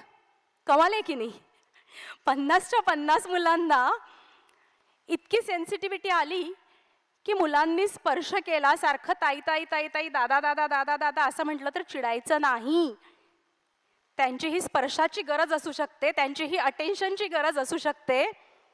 त्यांना आत्ता फक्त 1 मिनिट आपण बोलू नंतर, आता 2 मिनिटांनी बोलूया हं, सेशन संपल्यावर मी तुझ्याशी बोलतो हं, एवढं म्हटलं तरी पुरणार आहे. हे या कॉलेजमधल्या ताईदादांना कळायला लागलं. हेच आपल्या लहान भावंडांना पण हवं असतं, ही समज आली. आणि घरी त्याचा प्रयोग केल्यानंतर लक्षात आलं की उगाचच भांडणं होत होती आपल्यात. घरातलं वातावरण उगाचच एवढं तापलेलं असायचं, ते तर एवढ्याशा एका छोट्याशा गोष्टीने सुद्धा सुरळीत झालं. क्रिएटिव्हिटी वाढली, मुलांशी कोणत्या भाषेत बोललं पाहिजे हे कळलं, त्यांच्यासमोर काय बोलायचं नाही हे कळलं. आपण सायकोलॉजीत शिकतो त्या थिअरीज प्रत्यक्षात कशा वापरता येतात, किंवा एरिक एरिक्सनची थिअरी सगळीकडे जरी चालत असेल तरी मला माझ्या शाळेत काही मुलांवरती नाही चालत आहे हे लक्षात येतंय. आणखीन काय हवंय? एका मुलाने सांगितलं, माझा आयुष्याकडे बघण्याचा दृष्टिकोन नथिंग मॅटर्स होता, तो या लहान मुलांकडे बघून एव्हरीथिंग मॅटर्स झालंय. लाईफची फिलॉसॉफी बदललीये. आणखीन काय हवं? एक छोटासा पेन, आम्ही काम करतो प्रोजेक्ट अस्मीचे, तेच आर्थिक आणि सामाजिकदृष्ट्या थोडे ज्यांना मागासलेले म्हणायला खरं नको वाटतं हा शब्द मला, पण ज्यांच्याकडे कमी आहे आर्थिक परिस्थिती ज्यांची खराब आहे अशांसाठी असतं. त्या मुलांपैकी कोणीतरी एक 5 रुपयाचा पेन घेऊन त्या दादाला देतं आणि तो दादा प्रेझेंटेशनच्या दिवशी आमच्यासमोर असा तो पेन धरतो आणि म्हणतो की या पेनातली शाई संपली तरी मी हा आयुष्यभर जपून ठेवणार आहे. आणि हा दादा असतो एका छोट्याशा हिंजेवाडी जवळच्या शाळेत राहणारा, गावात राहणारा, सकाळी उठून कॉलेजमध्ये जाणारा आणि संध्याकाळी डीमार्टमध्ये 6 ते 11 रात्री काम करणारा असा हा दादा जवळ पेन धरून असं म्हणतो की मी हा आयुष्यभर जपून ठेवणार आहे. त्यावेळेला आम्ही सेशन लिहिलेले, वर्षा, संध्या, शुभदा आणि मी, आम्ही 4घी जणी प्रेझेंटेशनच्या तिथे समोर उभ्या होतो, बसलेलो होतो आणि घळघळ घळघळ डोळ्यातनं पाणी येत होतं. हे ना डोळ्यातनं पाणी आणणारे अनुभव 1 नाही 2 नाही, असे जवळपास प्रत्येक फॅसिलिटेटर्सला असे अनुभव येतात. हे असे अनुभव घेण्यासाठी करतोय का आपण काम? अजिबात नाही. पण हे अनुभव सांगत असतात की तुम्ही जे करताय ना ते खूप छान करताय, याचा खूप उपयोग आहे. आणि तो उपयोग कसा आहे, आम्ही काय कमवतो हे बघा. मुलांच्या आयुष्यात हा बदल झाला, हे बिहेवियरल चेंजेस दिसतात, पण त्याच मोजण्याची आम्ही कुठलीही व्यवस्था केलेली नाही आहे आणि आम्हाला ते मोजण्यात अजिबात इंटरेस्ट नाही आहे आत्ता या घडीला. आम्हाला माहिती आहे की प्रोजेक्ट अस्मीच्या कामावर रिसर्च करेल कोणीतरी, नंतर करू देत, त्याच्यासाठी आम्ही कामच करत नाही आहे. आम्ही काम करतोय ते आपण जे आत्ता करतोय त्यातले चेंजेस दिसायचे तेव्हा दिसतील, पण ज्या प्युरिटीनी, ज्या इंटेन्शननी आम्ही काम करतोय ते काम पोहोचतंय याचा आनंद आहे. आणि हा आनंद सगळ्यात मोठा आहे. प्रोजेक्ट अस्मी 1 ते 4, 4 ते 50 आणि आज आम्ही 100 जण आहोत. प्रोजेक्ट अस्मीचं आज वय 5 वर्ष असं जरी डिक्लेअर केलं असलं तरी आम्ही खूप तरुण आहोत, कारण आमच्याकडे 50 इंटर्न्स आहेत जे अतिशय उत्साही आहेत आणि त्यांच्याबरोबर काम करताना जाणवतंय की आपली पुढली दिशा काय असणार आहे हे यावर्षी स्पष्ट होतंय. आम्ही खरंच खूप फ्लेक्झिबल आहोत. म्हणूनच दरवर्षी आम्हाला समजा जाणवलं की काहीतरी बदलायला पाहिजे हं, तर आम्ही अगदी सहजपणे बदलतो. आम्ही आत्तापर्यंत टेक्नॉलॉजीचा फारसा उपयोग करून घेतलेला नाही आहे, कारण टेक्नॉलॉजीचा उपयोग सगळीकडे सगळ्या शाळांमध्ये होतोय. अडतंय कुठे की टेक्नॉलॉजीच्या खूप वापरामुळे मुलांचं व्हिज्युअलायझेशन कमी झालंय. काहीतरी सतत दाखवलं पाहिजे, त्यांना दिलं पाहिजे असं वाटतं, आणि हे न करताही आपल्याला काम करता येतं, त्यांच्यापर्यंत पोहोचता येतं. हा अनुभव आम्ही घेतलाय. पण आता आमची तयारी आहे, जितक्या जास्त मुलांपर्यंत पोहोचता येईल, जितक्या जास्त लोकांपर्यंत पोहोचता येईल, तितक्या लोकांपर्यंत पोहोचण्याची आता आमची तयारी आहे. आता मीचे आम्ही कधीच झालो आहोत आणि आता समोर बघताना जाणवते 5 वर्ष सलग सातत्याने काम करणं, ते वाढतं राहणं, ही खरी कमाल आहे. आणि ही कमाल जर आत्ता आपण 5 वर्षात करू शकलो असो तर ही आत्ता आपल्या देशातल्या सगळ्याच मुलांची गरज आहे. मला लोक विचारतात ट्रान्सलेट नाही केले का, इंग्लिशमध्ये नाही आहेत का तुमच्याकडे, वेगवेगळ्या भाषांमध्ये नाही आहेत का. म्हटलं करूयात, ते काम पण आम्ही सुरू करतोय. आम्हाला आत्ता जाणवत आहे की आता आम्हाला प्रोजेक्ट अस्मीला एका ऑफिसची गरज आहे, स्टाफची गरज आहे, टेक्नॉलॉजीची गरज आहे आणि हे काम पुढे नेण्यासाठी आता आम्हाला आर्थिक मदतीची पण गरज आहे. आणि आम्ही आता या टप्प्यावर आर्थिक मदत मागणार आहोत आणि मला खात्री आहे की ती मदत मिळाली की प्रोजेक्ट अस्मी आणखीन जोमाने गावोगावी वेगवेगळ्या ठिकाणी जिथे जिथे गरज आहे तिथे पोहोचू. हे काम सुरू झालं तेव्हाच क्लॅरिटी होती की हे काम मासेससाठीच करायचंय. ते मासेसपर्यंत घेऊन जाण्यासाठी आता आम्ही तयार आहोत. अगदी पहिल्या वर्षी काम सुरू केलं तेव्हा नंतरची 2 वर्ष कोणीही मला विचारलं की तुला नेमकं काय करायचंय, 5 शाळांमध्ये एकदम सुरू होतं का काम, नीट समजावून सांग काय करायचं, काय करणार आहेस ते. आणि खरं सांगू तेव्हा नव्हतं समजावून सांगतायत. आणि तेव्हा मी एकदा म्हटलं होतं की मला ना असं समोर मोठं जंगल असावं आणि त्याच्या पलीकडे एक मोठी स्क्रीन असावी असं वाटतं. त्या स्क्रीनवरचं मला दिसतंय पण तिथे जायचं कसं याचा नक्की मार्ग दिसत नाहीये. आणि त्यावेळेला पद्मश्री गिरीश प्रभुणे यांच्याबरोबर मी काही काळ काम केलं होतं. त्यांना भेटायला आणि सांगायला सगळं मी गेले तेव्हा ते म्हणाले, पहिलं पाऊल टाका, पुढलं पाऊल दिसेल. किती सोपी गोष्ट आहे ना. खरं एकच वाक्य आहे, कायम पदोपदी आपण वापरतो. माझ्यासाठी त्या दिवशी ते मंत्र झालं होतं आणि त्या मंत्राने पहिलं पाऊल टाकलं, एक एक व्यक्ती सोबत येत गेली.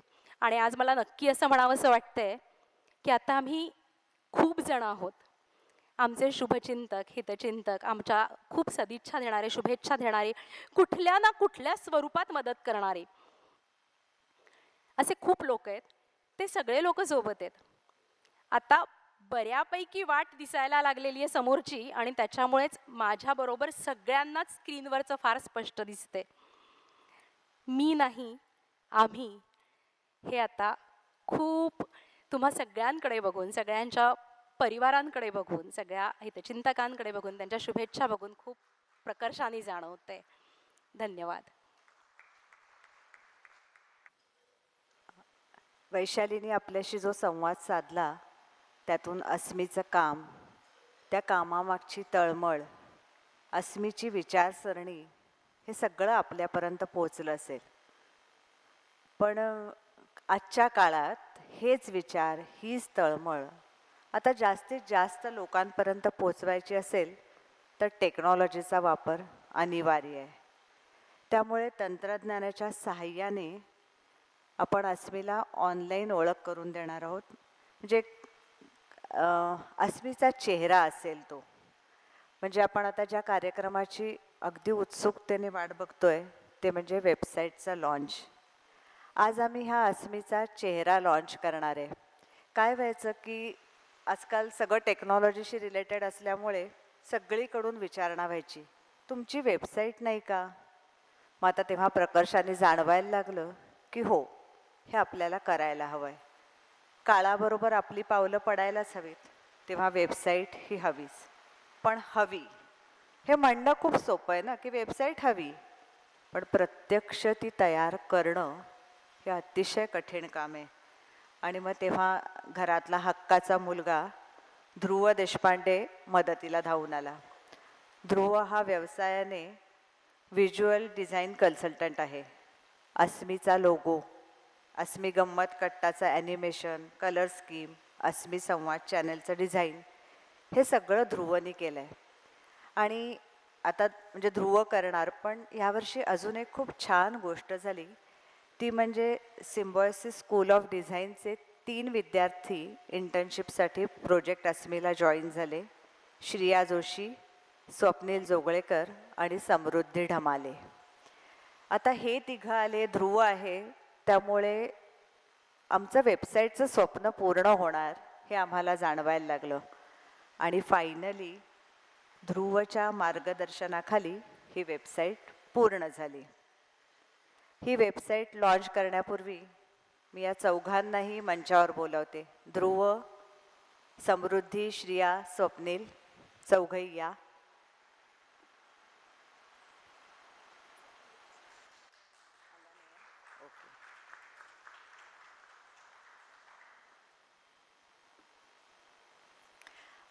स्वप्नीलला बरं नाही आहे, तो आला नाही आहे.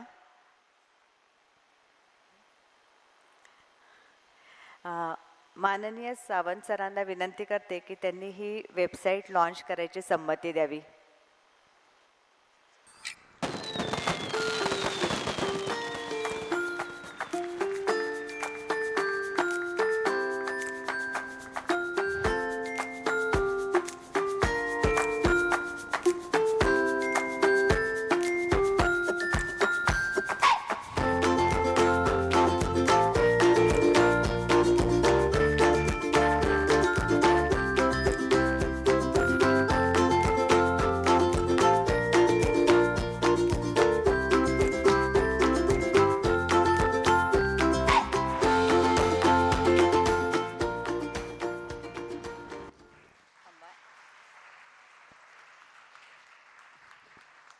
प्रचंड मेहनत घेऊन या सगळ्यांनी ही वेबसाईट तयार केली आहे. मी तुमच्याकडनं त्यांच्यासाठी खास टाळ्या मागून घेणार आहे. वेबसाईटमधनं फक्त ट्रेलर बघितलंय, तर पूर्ण वेबसाईट सगळेजण घरी जाऊन नक्की बघा. आम्ही लिंक शेअर करणार आहोत. प्रोजेक्ट अस्मी म्हणून आम्ही काम करतोय. इतका वेळ आपण सगळे ऐकतोय की आम्ही प्रोजेक्ट अस्मी म्हणून काम करतोय, हे करतोय, ते करतोय, पण प्रोजेक्ट अस्मीला सुद्धा वेळोवेळी मार्गदर्शन लागतं ना. आणि मग आम्हाला वेळोवेळी मार्गदर्शन करणाऱ्या प्रज्ञाताई आज उपस्थित आहेत, तेव्हा आता आपण त्यांचे विचार ऐकून घेऊयात. नमस्कार. माननीय विवेक सावंत सर, वैशालीताई, अस्मीचे अत्यंत उत्साही असे सगळे कार्यकर्ते, त्यांचे व्हॉलेंटिअरचा ग्रुप आणि हे सगळं कौतुकाने पाहायला आलेले आणि त्याच्यामध्ये इवन कॉन्ट्रीब्यूट करणारे सगळे प्रेक्षक, सर्वांना खूप मनापासून नमस्कार. प्रोजेक्ट अस्मी या ज्या नवीन टप्प्यामध्ये पदार्पण करता आहे त्याबद्दल अतिशय आनंद आहे. मला असं म्हणायचं हा दुहेरी आनंद आहे की प्रोजेक्ट अस्मीचं हे जे वेबसाईट लॉन्चिंग आहे तो एक भाग, आणि दुसरी गोष्ट जे आपुला संवाद आपणाशी ही जी सिरीज आहे, ऑडिओ सिरीज, ती सुरू करतो आहोत आपण. त्यामुळे या दुहेरी आनंद सोहळ्याचा मध्ये सहभागी मला होता आलं, त्याच्यासाठी निमंत्रण केलं आणि मुख्य सरांच्या बरोबर स्टेज शेअर करता आला, हा निश्चितपणे मी माझा सन्मान समजते आणि त्याचा अतिशय आनंद आहे मला. प्रोजेक्ट अस्मीविषयी विशेष करून मला बोलायचं आहे. प्रोजेक्ट अस्मीच्या संचालिका वैशालीताई, त्यांचा आणि माझा परिचय बराच जुना आहे. परिचय आमचा जो झाला तो म्हणजे माझ्या ज्ञानप्रबोधिनीतल्या स्कूल सायकॉलॉजीच्या विद्यार्थिनी म्हणून त्यांचा परिचय झाला. त्याच्यानंतर मानसतज्ञ म्हणून त्या वेगवेगळ्या ठिकाणी काम करत होत्या आणि येऊन बोलत होत्या त्यांच्या कामासंदर्भात. तेव्हा ज्या त्यांच्या ज्या गोष्टी जाणवल्या होत्या की एक तर त्यांना सामाजिक कामाची पार्श्वभूमी अतिशय उत्तम आहे, अतिशय आपण तर त्यांचं बोलणं ऐकलेलंच आहे, त्यामुळे साहित्यावरती अतिशय सुंदर पकड आहे, सुंदर लिखाण आहे त्यांचं, अतिशय तरल आणि संवेदनाशील असं व्यक्तिमत्व. ज्यांच्या नावानी त्यांनी हे फाउंडेशन सुरू केलं, डॉक्टर कल्पना व्यवहारे या ज्या आहेत, ह्या त्यांच्या आईच्या कर्तृत्वाचा खूप मोठा प्रभाव त्यांच्या व्यक्तिमत्वावरती होता, आहे अजूनही. तर या सगळ्यामधून त्या जेव्हा मला भेटायच्या तेव्हा कायम मला एकटा म्हणायचं की काहीतरी मला एक समाजासाठी ठोस असं काम करायचं आहे, वेगळं असं काम करायचं आहे. आणि हा जो सगळा त्यांचा जो प्रवास होता, आत्मशोधाचा प्रवास ज्याला म्हणता येईल, तो मी खूप जवळून पाहिलेला आहे. आणि ते नक्की काय करायचं, कसं करायचं, आणि विशेष करून त्या काळामध्ये मला आठवतं आहे की आईचा आजारपण, मृत्यू या सगळ्यानंतर ही जी आत्मिक प्रेरणा उर्मी आहे ती खूप तीव्र त्यांच्यामध्ये झाली होती. आणि त्याच्यातून त्यांना जे गवसलं ते म्हणजे हे फाउंडेशन चं काम आणि त्याच्यातून हा अस्मी प्रोजेक्ट जो आहे तो उभा झाला. त्यामुळे ही वाटचाल जी 5 वर्षांची आहे ती आत्ता आपण सगळी ऐकलीच, पण त्याचा जो जन्म जो झालेला आहे आत्मशोधातनं तो खरोखरी अतिशय देखणा आणि बोलका आहे. आणि त्याच्यातून हे असं इतकं देखणं सुंदर काम जे आहे ते उभं झालेलं आहे. एक मानसतज्ञ म्हणून मला विशेष करून याचं महत्त्व जे आहे ते थोडंसं अधोरेखित करायचं आहे. थोडंसं मी काही डेटाबद्दल बोलणार आहे, विशेष करून मुलांच्या मानसिक आरोग्याच्या संदर्भामधले जो सर्व्हे आहे त्याच्याविषयी बोलणार आहे. कोविडच्या आधी मानसिक आरोग्याच्या संदर्भामधले जे सर्व्हे आहेत ते असं सांगतात की मानसिक आजारांचं प्रमाण हे साधारणतः 12 ते 18% आहे. त्याच्यामध्ये वेगवेगळ्या प्रकारच्या गोष्टी येतात, लाईक एन्झायटी आहे, डिप्रेशन आहे, ADHD आहे, अशासारख्या वेगवेगळ्या गोष्टी आहेत. विशेषतः शहरी भागामध्ये हे प्रमाण जे आहे निश्चितपणे अधिक आहे. हे प्री कोविड. त्याच्यानंतर मग कोविड आला.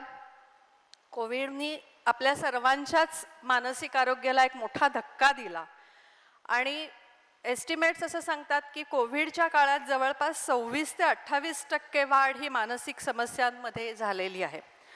आणि मुलांच्या बाबतीत तर 1/3 मुलं जी आहेत ती अनेक प्रकारच्या मानसिक आव्हानं, चॅलेंजेस ज्याला म्हणता येऊ शकतील, ती त्यांनी या काळामध्ये अनुभवलेली आहेत. आणि खूप साहजिक आहे, कारण शाळा बंद, सोशल आयसोलेशन, कुटुंबामध्ये सुद्धा अतिशय अस्वस्थ असं वातावरण त्या काळामध्ये होतं. त्याच्यातून या वेगवेगळ्या मानसिक आणि भावनिक समस्या ज्या आहेत त्या खूप मोठ्या प्रमाणात निर्माण झाल्यात हे संशोधन सांगतं. म्हणजे याच्यामध्ये युनिसेफ आहे, NCERTचे रिपोर्ट्स आहेत, ते जे सांगतात की काय काय होत्या समस्या. एन्झायटी, फिअर, भीती, मूड स्विंग्स आहेत, सॅडनेस, ग्रीफ, ह्या अगदी प्रॉमिनंट इमोशन्स होत्या ज्या या काळामध्ये दिसत होत्या. बरं, हा काळसुद्धा छोटा नव्हता. तब्बल 2 वर्षांपेक्षा अधिक काळ जर आपण बघितलं तर या अशा प्रकारच्या ह्या भावनिक अशा डिप्रेसिव्ह अशा वातावरणातनं आपण गेलेलो आहोत. कुठल्याही ताणाच्या प्रसंगीनं सगळ्यात प्रोटेक्टिव्ह फॅक्टर्स आपले कुठले असतात तर पहिली गोष्ट कुटुंब आणि दुसरं आपले मित्रमैत्रीण. तर या काळामध्ये मुलांच्या बाबतीत जर आपण बघितलं तर शाळा बंद असल्यामुळे मित्रमैत्रिणींशी संपर्क नाही आणि कुटुंबच स्वतः अनेक अस्वस्थतेमधनं जातात, कारण इकॉनॉमिक क्रंचेस होते, फायनान्शियल प्रॉब्लेम्स होते किंवा कुटुंबांमधले नातेसंबंधही अनेकदा खूप ताणले गेलेले होते, फार स्पेस नव्हती. तर त्यामुळे हे प्रोटेक्टिव्ह फॅक्टर्स जे आहेत ना ते सुद्धा फारसे या काळात मदत करू शकले नाहीत मुलांना. आता आपण सगळेजण पोस्ट कोविड पिरियडमध्ये आहोत आणि आत्ता सध्या आपल्याला असं दिसतंय की आता जरी आयुष्य नॉर्मलला आलेलं आहे तरी ते 2 वर्षांचे जे इम्पॅक्ट्स आहेत ना ते खूप डीप रूटेड आहेत आणि हे निश्चितपणे मुलांबरोबर काम करताना जाणवत आहेत. या संदर्भाने मला वाटतं हा अनुभव तुम्हाला सुद्धा काम करताना निश्चितपणे जाणवला असेल.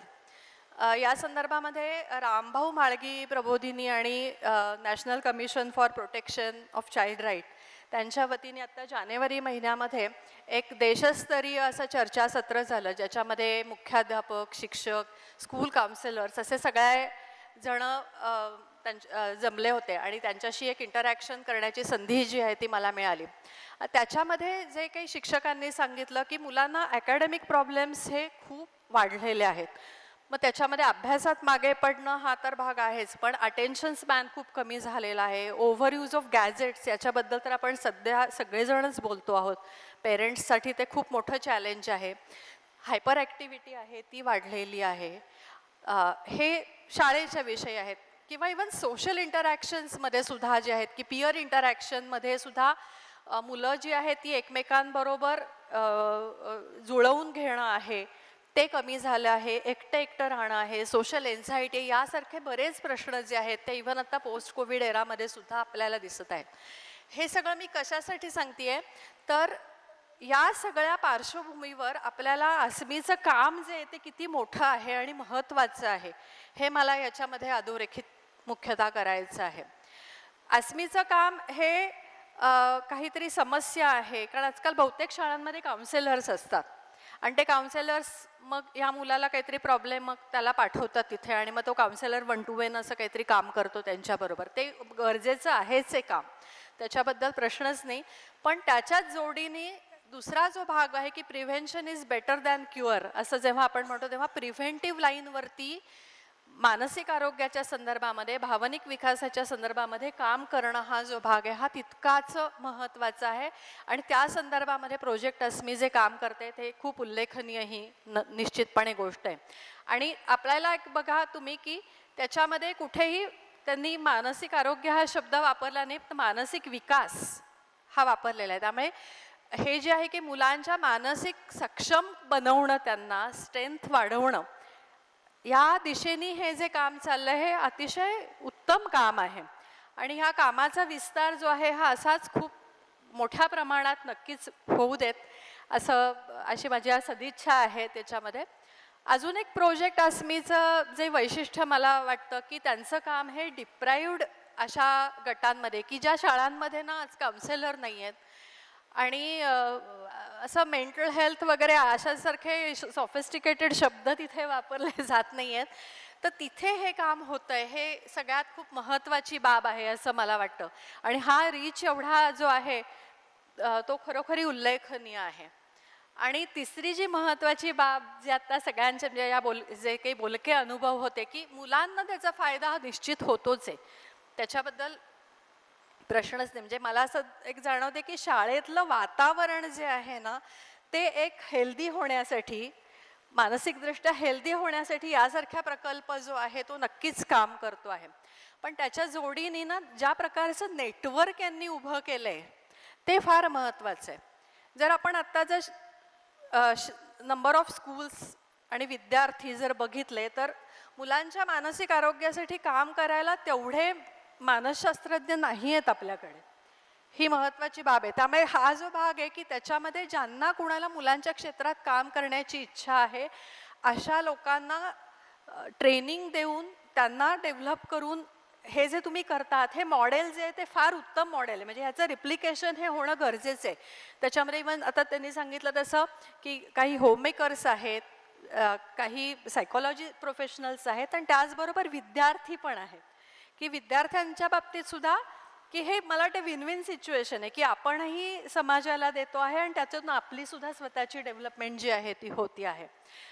मी एक कायम माझ्या विद्यार्थ्यांना म्हणते की मेंटल हेल्थ प्रोफेशनमध्ये असण्याचं ना इतकी ब्युटी आहे, कारण या व्यवसायाचे पहिले बेनिफिशरी कोण आहोत तर आपण स्वतःच आहोत. आणि मला असं वाटतं की हेच आत्ता आपल्याला इथल्यापैकी प्रत्येकजण म्हणेल की मुलांमध्ये तर बदल घडलाच पण आमच्यामध्ये खूप सारं ट्रान्सफॉर्मेशन झालं, हे जे काही आत्ता म्हटलेलं आहे. त्यामुळे या सर्व दृष्टीने मला अतिशय अभिनंदन करावं असं वाटतं की खूप छान प्रकल्प चाललेला आहे. आता ह्या वेबसाईट लॉन्चिंगनंतर अजून त्याचा मोठा विस्तार व्हावा, अनेक प्रकल्प तुमचे जे आहेत ते असेच यावेत, हे नेटवर्किंग अजून मोठं होऊन ते महाराष्ट्रव्यापी असं व्हावं. आणि अजून एक जो मुद्दा तुमच्या मगाशी बोलण्यातनं आला की याच्या मोजमापाविषयी, तर की हे खरंच किती इफेक्टिव्ह आहे, मुलांमध्ये काय काय परिणाम होत आहेत, तर मला असं वाटतं आपण याचं मोजमापसुद्धा संशोधनाच्या स्वरूपामध्ये नक्की करूया. हे नक्की करता येणं शक्य आहे, ज्याच्यातून यासारखं प्रोजेक्ट जे आहे त्याचं रिप्लिकेशन जे आहे ते अधिक शक्य होतं. तर या सर्व दिशेने मला असं वाटतं की पुढची प्रोजेक्ट अस्मीची वाटचाल जी आहे ती नक्कीच चालू राहील. त्याच्यासाठी खूप खूप शुभेच्छा. या संदर्भात काही तुम्हाला मार्गदर्शन लागलं तर आम्ही नक्कीच अवेलेबल आहोत. जरूर कधीही तुम्हाला मदतीला आम्ही तत्पर आहोत. तर हा एक प्रोजेक्ट अस्मीचा भाग आहे. आणि दुसरा जो एक वैशालीताईंमधला जो पैलू आहे की अतिशय सुंदर लिखाण आणि त्यांनी जी अतिशय 2 दर्जेदार पुस्तकं लिहिलेली आहेत, त्यातलं सखा आत्मसंवाद आहे तो मी वाचला सुद्धा, त्याची सिरीज आहे ती सुद्धा मी ऐकली आहे. हे पुस्तक जे आत्ताचं आहे ते वाचलं नाही आहे, पण किती छान की तुम्ही ते ऑडिओ सिरीज काढली आहे, त्यामुळे लवकरच हे रोज ऐकीनही मी आणि अर्थात पुस्तकही वाचेन, कारण पुस्तक वाचण्याचा आनंद हे वेगळाच असतो. याच्यात सुद्धा एक मला जो समान धागा जाणवतो ना की त्या पुस्तकामध्ये आणि त्यांच्या स्वतःच्या कामामध्ये, की ह्या सगळ्यामध्ये बघा की वेगवेगळ्या क्षेत्रामध्ये काम करणाऱ्या लोकांची ना जी सेल्फ ॲक्च्युलायझेशन प्रोसेस आहे ना, ती कुठेतरी या पुस्तकातनं उलगडलेली आहे. आणि मला असं वाटतं की she is also on the same path of self exploration and self actualisation. तर तर त्या दृष्टीने सुद्धा मला या पुस्तकाचं खूप महत्त्व वाटतं आणि खरोखरी अतिशय दर्जेदार असं पुस्तक आहे, लिखाण आहे. तर अशाच सारखं लिखाणही तुम्ही करत राहा आणि हा अस्मी जो आहे तो अजून यशस्वी होऊ दे अशा मनापासून शुभेच्छा. धन्यवाद. धन्यवाद प्रज्ञाताई. असं कौतुक ऐकलं की काम करायचा उत्साह खूप वाढतो. म्हणजे मार्गदर्शक आहेतच, पण कौतुक झालं की पण खूप छान वाटतं. माननीय विवेक सावंत सरांना ऐकायला आता आपण सगळेजण खूप उत्सुक आहोत. तेव्हा सावंत सरांना विनंती करते की त्यांनी आपल्याला मार्गदर्शन करावं.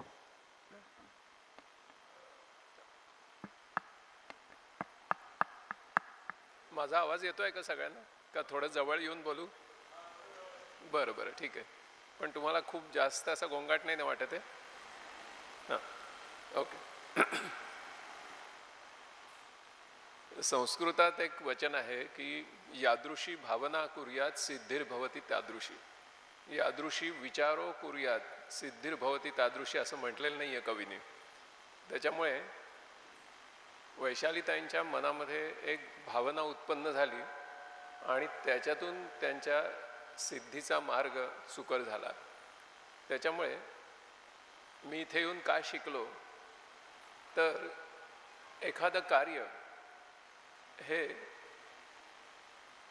त्या कार्यामध्ये जे लोक सहभागी होतात त्यांना उन्नत अवस्थेमध्ये न्यायचं असेल तर त्याची उत्पत्ती एका भावनोत्कर्षातून व्हावी लागते.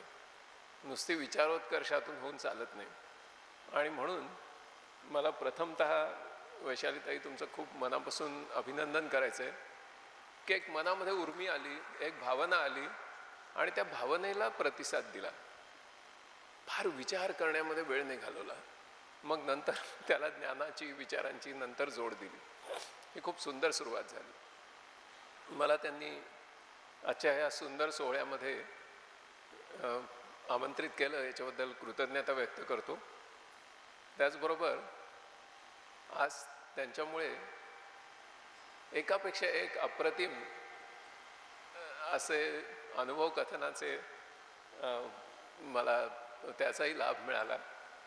आणि ज्या प्रकारचा उत्साह, ज्या प्रकारची समर्पित भावना त्या आणि त्यांचे सर्व सहकारी यांच्यामध्ये मला दिसली, त्याच्यामुळे जर मनात कुठेतरी मळब निर्माण झालं आजूबाजूच्या परिस्थितीमुळे तर ते पूर्णपणे निघून जाण्यासाठी त्याचा एक असा टॉनिकसारखा कार्यक्रम झाला असं मी निश्चित म्हणेन. त्याचबरोबर या कार्यक्रमाला एक ज्ञानाची जोड मिळणं, कारण शेवटी आपण एका ज्ञानयुगामध्ये प्रवेश केलेला आहे आणि त्याच्यामुळे एखाद्या अतिशय अभ्यासू आणि व्यासंगी अशा विदुषीचं याच्यावरचं भाष्य हे आपल्याला प्रज्ञाताईंमुळे ऐकायला मिळालं. आणि हो यस, अच्छा, बरं. मी आत्तापर्यंत जे बोललो ते ऐकू गेलं नाही. तर एकदा साने गुरुजींनी एक पुस्तक लिहिलं होतं आणि ते विनोबांना द्यायला आले आणि त्यांनी काही महत्त्वाच्या ओळींना अधोरेखित केलं होतं आणि ते विनोबांना असं म्हणाले की तुम्हाला तुमचा वेळ जाऊ नये म्हणून महत्त्वाच्या ओळी मी अधोरेखित केल्या आहेत. त्याच्यावर विनोबा पटकन असं म्हणाले की तुम्ही त्या अधोरेखित केल्या नसत्या तर तुमचाही वेळ वाचला असता आणि माझाही वेळ वाचला असता. त्याच्यामुळे जे काही तुम्हाला अधोरेखित झालं नाही त्याच्यामुळे तुमचा वेळ वाचला. आता ऐकू येत आहे का तुम्हाला? बरं बरं, ठीक आहे. तर प्रज्ञाताईंचं मी खूप मनापासून कौतुक करीन की त्यांनी ह्या संपूर्ण कार्यक्रमाला जसा एक भावनेचा उत्कर्ष आहे तसा त्याला एक ज्ञानमयता, ज्ञानघनता त्या कार्यक्रमाची वाढवली आणि त्याची खूप गरज आहे. आज मी ज्यावेळेला हे सगळं वैशालीताई आणि त्यांच्या टीमचं काम बघितलं त्यावेळी माझ्या मनात एक विचार आला की हू एम आय असा जो प्रश्न अस्मी, हू एम आय, तर ह्याच्याऐवजी एक वेगळाच प्रश्न इथे सोडवला गेला आहे असं मला वाटलं की हू एम आयचा मार्ग कशातून सापडतो याचा मला आज इथे शोध लागला की हूज एम आय, मी कोणाची आहे ह्याचा शोध ह्या सगळ्या त्यांच्या व्हॉलंटियर्सनी घेतला आहे. मी कोणाची आहे, तर मी त्या मुलांची आहे ज्या मुलांना त्यांच्या भावनिक आणि मानसिक अशा विकासाची गरज आहे, ज्यांना प्रेमाची भूक आहे, अशा मुलांची मी आहे. हूज एम आय ह्या प्रश्नाचं उत्तर शोधता शोधता शोधता त्या हू एम आय ह्या आध्यात्मिक प्रश्नाच्या उत्तराकडे निघालेले आहेत. त्याच्यामुळे माझ्या दृष्टीने माझ्या अध्यात्माच्या अभ्यासामध्ये आज एक खूप महत्त्वाची भर पडली की हू एम आय ह्याचा असा एकांतात शोध घेणं ही चुकीची गोष्ट आहे. मनुष्य हा एक सामाजिक प्राणी आहे. त्याच्यामुळे त्यांनी हू एम आय याचा शोध त्याच्या वैयक्तिक पातळीवर न घेता त्याच्या सामाजिक पातळीवर घेतला पाहिजे. हा एक विलक्षण संदेश मला आज इथे मिळाला. युनिव्हर्सिटी ऑफ पेन्सिल्व्हानियाने एक मोठं project management book of knowledge, त्याला आम्ही PMBOK असं शॉर्ट म्हणतो, एक मोठा थिसिस निर्माण केला आहे जो जगामध्ये आमच्या सॉफ्टवेअर इंडस्ट्रीमध्ये वापरला जातो आणि इतरत्रही प्रोजेक्ट मॅनेजमेंटच्या ह्याच्यात वापरला जातो. तर प्रोजेक्ट अस्मी असं नाव घेतलं आहे. तर प्रोजेक्ट याची जी व्याख्या आहे त्या व्याख्येमध्ये 2 तारखा असतात. त्याच्याशिवाय प्रोजेक्ट ही गोष्ट सार्थ होत नाही. एक असते स्टार्ट डेट आणि दुसरी असते एंड डेट. मला असं वाटतं की अस्मीला काही एंड डेट नाही आहे. त्याला स्टार्ट डेट जरूर होती 2019 साली, पण त्याला एंड डेट नाही आहे. मग अस्मी प्रोजेक्ट आहे का? अस्मी जर त्या अर्थाने प्रोजेक्ट नसेल तर मग अस्मी काय आहे? मला आज असा शोध लागला इथे की ज्या पद्धतीने भूमिती श्रेणींनी अस्मीचे कार्यकर्ते, अस्मीचं नेटवर्क, अस्मीमध्ये सहभागी होणारे विद्यार्थी, त्याला प्रतिसाद देणारे शाळांचे शिक्षक, हे सगळं ज्या पद्धतीने वाढतं आहे ना, त्याच्यामुळे मी माझ्या मनात याचं नाव ठेवलं की मूव्हमेंट अस्मी. ती एक चळवळ आहे. ओके, त्याला एंड डेट नाहीच आहे. हां, त्याला एक उत्स्फूर्तता आहे. चळवळीचं वैशिष्ट्य असतं की चळवळीला उत्स्फूर्तता असते आणि संघटनेला सातत्य असतं. चळवळ आणि संघटना हातात हात घालून चालतात. चळवळीमध्ये लाटा येतात आणि संघटना तिचं सातत्य कायम राहते. आणि त्याच्यामुळे अस्मी इज अ मूव्हमेंट.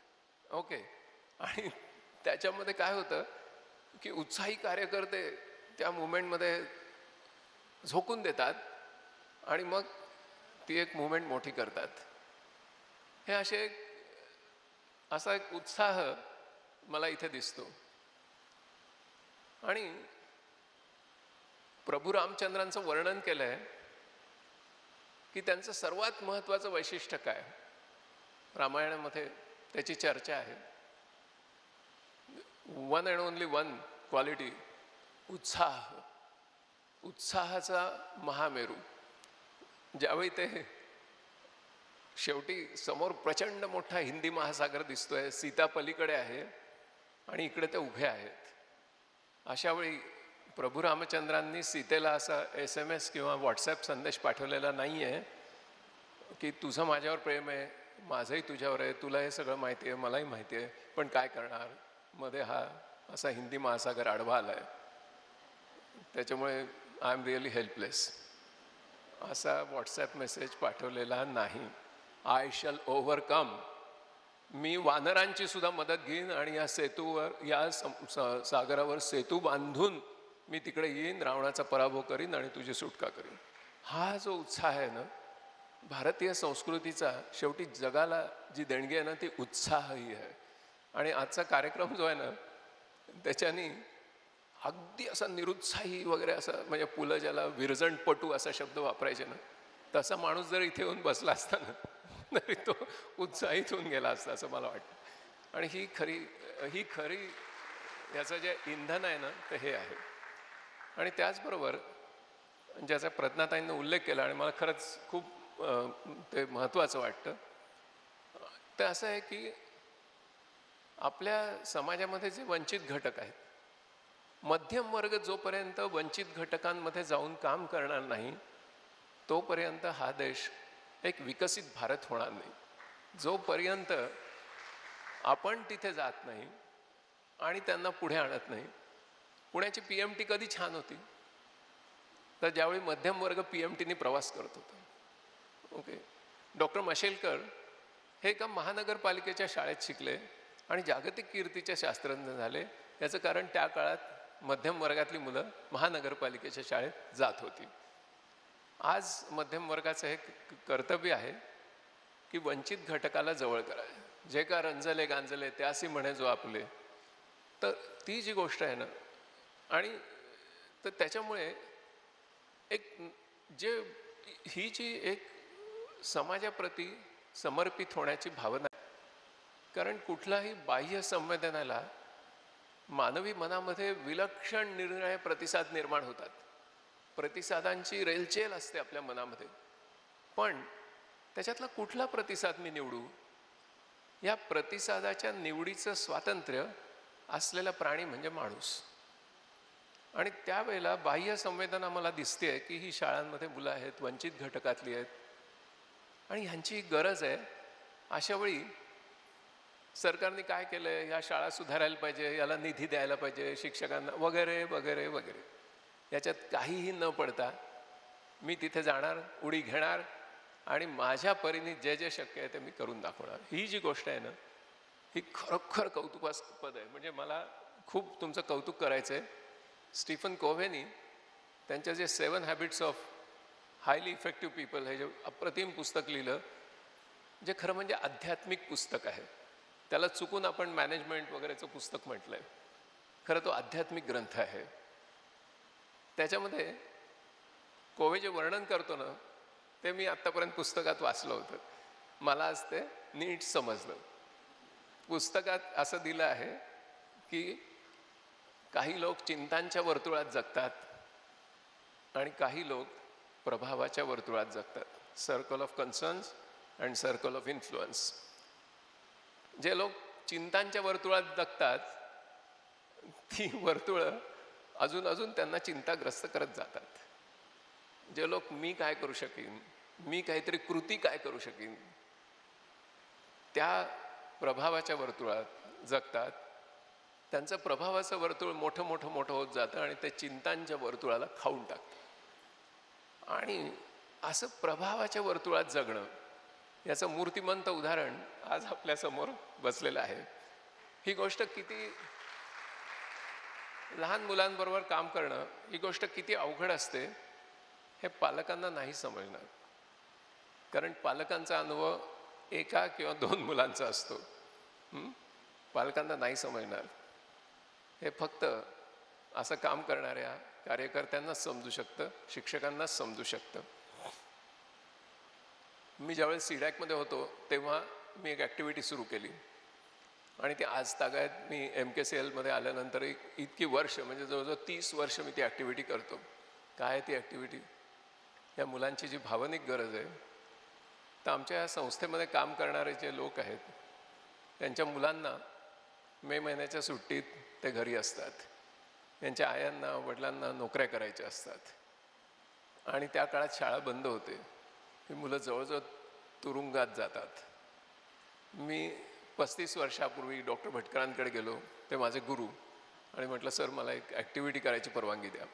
आणि काय म्हटलं, मी या सगळ्या आपले जे एम्प्लॉईज आहेत ना, त्यांच्या मुलांना महिनाभर आपल्या ऑफिसमध्ये बोलवणार आणि खूप साऱ्या ॲक्टिव्हिटीज करणार आणि मग त्यांनी थोडा विचार करून मला परवानगी दिली. इतकी मुलं रमतात आणि त्या सगळ्या मुलांच्या ॲक्टिव्हिटीज घेणं म्हणजे काय दिव्य असतं हे पहिली 5 वर्ष मी स्वतः केलं. मग अर्थात माझ्या इतर माझ्यापेक्षा जास्त क्रिएटिव्ह सहकारी करतात. पण मुलं काय काय करतात, तर मी आता मॅनेजिंग डायरेक्टर वगैरे, माझं ते कार्यालय वगैरे, माझ्याकडे मी त्यावेळेस श्रीलंकेमध्ये आमची कंपनी काढत होतो, त्याचे सगळे प्रमुख लोक आलेले. तर आमच्या एका एम्प्लॉईची मुलगी पाणीपुरी घेऊन माझ्या ऑफिसमध्ये टेबलावर चढली. सावंत काका पाणीपुरी खा. तर श्रीलंकेतले लोक बघायलाच लागले की हे काय, ही कंपनी आहे का, काय चाललंय काय, मॅनेजिंग डायरेक्टरच्या टेबलवर लहान मुलं चढली आहेत, ते पाणीपुरी खाण्याचा आग्रह करत आहेत. मग त्यांना पण भरवली. आता त्याच्यापुढे जेव्हा जेव्हा मी आमच्या कंपनीच्या कामाला गेलो त्यावेळी त्यांनी मला अट घातली की ते पाणीपुरीचं पॅकेट घेऊन येत जा म्हणून. आणि इतक्या ॲक्टिव्हिटीज मुलं करतात. आणि मी पालकांना म्हणजे आमच्या एम्प्लॉईजना मुभा ठेवले की ते कधी येऊन त्या मुलांना भेटू शकतात. मुलांना मुभा ठेवले ते कधी येऊन त्यांना आई वडिलांना भेटू शकतात. महिनाभर मजा चालते. पण मी तुम्हाला सांगतो, मुलं काही आई वडिलांना भेटायला जात नाही. आई वडीलच त्या काचेतून सारखं नीट आहे ना असं बघत असतात. मुलं रमतात. त्याच्यामुळे मुलांबरोबर हे सगळं करणं हे किती अवघड असतं हे मी अनुभवाने जाणतो. आणि त्याच्यामुळे मला खरं तुमच्याविषयी जो जास्त आदर निर्माण झाला तो त्यामुळे झाला. कारण नुसती पुस्तकं वाचून हे कळणार नाही. एक महत्त्वाची गोष्ट जी आहे ती ही आहे की ह्या प्रकारचं काम करणं याच्यासाठी जी एक समर्पित भावना लागते. म्हणजे ज्या वेळेला त्या सगळ्या ताई सांगत होत्या, त्यांचे अनुभव सांगत होत्या, त्यावेळेला लक्षात येत होतं की मुलांशी एकरूप होणं आणि त्याच्यामध्ये कुठेही आपण स्वतः काहीतरी फार मोठं समाजकार्य करतोय असं कुठेही अहंकाराची भावना त्यांच्यामध्ये नव्हती. मुलांचं जे मानसिक आरोग्य आणि प्रज्ञाताईंनी जास्त चांगला समर्पक मानसिक विकास, तर याच्यामध्ये उत्क्रांतीने मुलांना जे जे भांडवल दिलं आहे, जो ऐवज त्यांच्याकडे दिला आहे, त्याचा इतका बेमालूम उपयोग या लोकांनी करून घेतला आहे. कारण उत्क्रांतीशी सुसंगत अशी तुम्ही जी विकासाची प्रक्रिया निवडता तिला हमखास यश येतं. उत्क्रांतीमध्ये काही प्रश्न पण आहेत. म्हणजे उदाहरणार्थ, आपण एक लहान मूल समोरच्या दुसऱ्या लहान मुलाची जी मेंटल स्टेट आहे ती करेक्टली ॲट्रिब्यूट करतं, ॲक्युरेटली ॲट्रिब्यूट करतं का? We don't know. आपल्या उत्क्रांतीने आपल्याला ते शिकवलंच असं नाही. आपण ते एक मूल दुसऱ्या मुलाशी व्यवहार करताना, त्याच्याशी बोलताना त्याच्यामध्ये गैरसमजुती होणार नाहीत ह्याच्यासाठी काळजी घेऊ शकतं का, याचा आमच्या शिक्षणाच्या प्रक्रियेत समावेश नाही. माझ्या मनामध्ये समोरच्या व्यक्तीच्या मेंटल ॲट्रिब्यूटचं ॲक्युरेट जजमेंट येणं किंवा मी ती ॲक्युरेटली गेज करणं ह्याचा आमच्या शिक्षणात समावेश नाही. आपण एखादं स्थळ शोधायला जातो त्यावेळेला आपण कसे चुका करतो, ते ठिकाण सापडेपर्यंत आपला कसा इकडे तिकडे शोध चालतो. अगदी गुगल मॅप असला तरी अगदी शेवटच्या पॉईंटला गेलं की गुगल आपल्याला गोरगर फिरवतं बघा. ह्याच्यातून तुमच्या लक्षात येईल की एक ठिकाण, फिजिकल जगातलं एक ठिकाण शोधण्यामध्ये सुद्धा किती गडबड होते. म्हणजे आपल्या इव्होल्युशननी आपल्या नॅव्हिगेशनल इंटेलिजन्समध्ये असे काही थोडेसे असे हे सोडून ठेवलेत. कदाचित सर्वायवलसाठी आवश्यक असतील, मला माहिती नाही, पण ते ठिकाण शोधताना आपल्याला चाच पडायला होतं. तसं दुसऱ्या व्यक्तीला जाणून घेण्यासाठी ॲक्युरेट त्या मेंटल स्टेट आपण ॲट्रिब्यूट नाही करू शकत. याच्यासाठी इव्होल्युशनशी सुसंगत अशा एका शिक्षणाच्या प्रक्रियेची गरज असते. आणि आत्ता मी यांचं ऐकत होतो त्यावेळी मला सारखं वाटत होतं की अरे जे इव्होल्युशनरी बायोलॉजिस्ट असतील ना ते टाळ्या वाजवत असतील की अरे दिस इज द थिंग.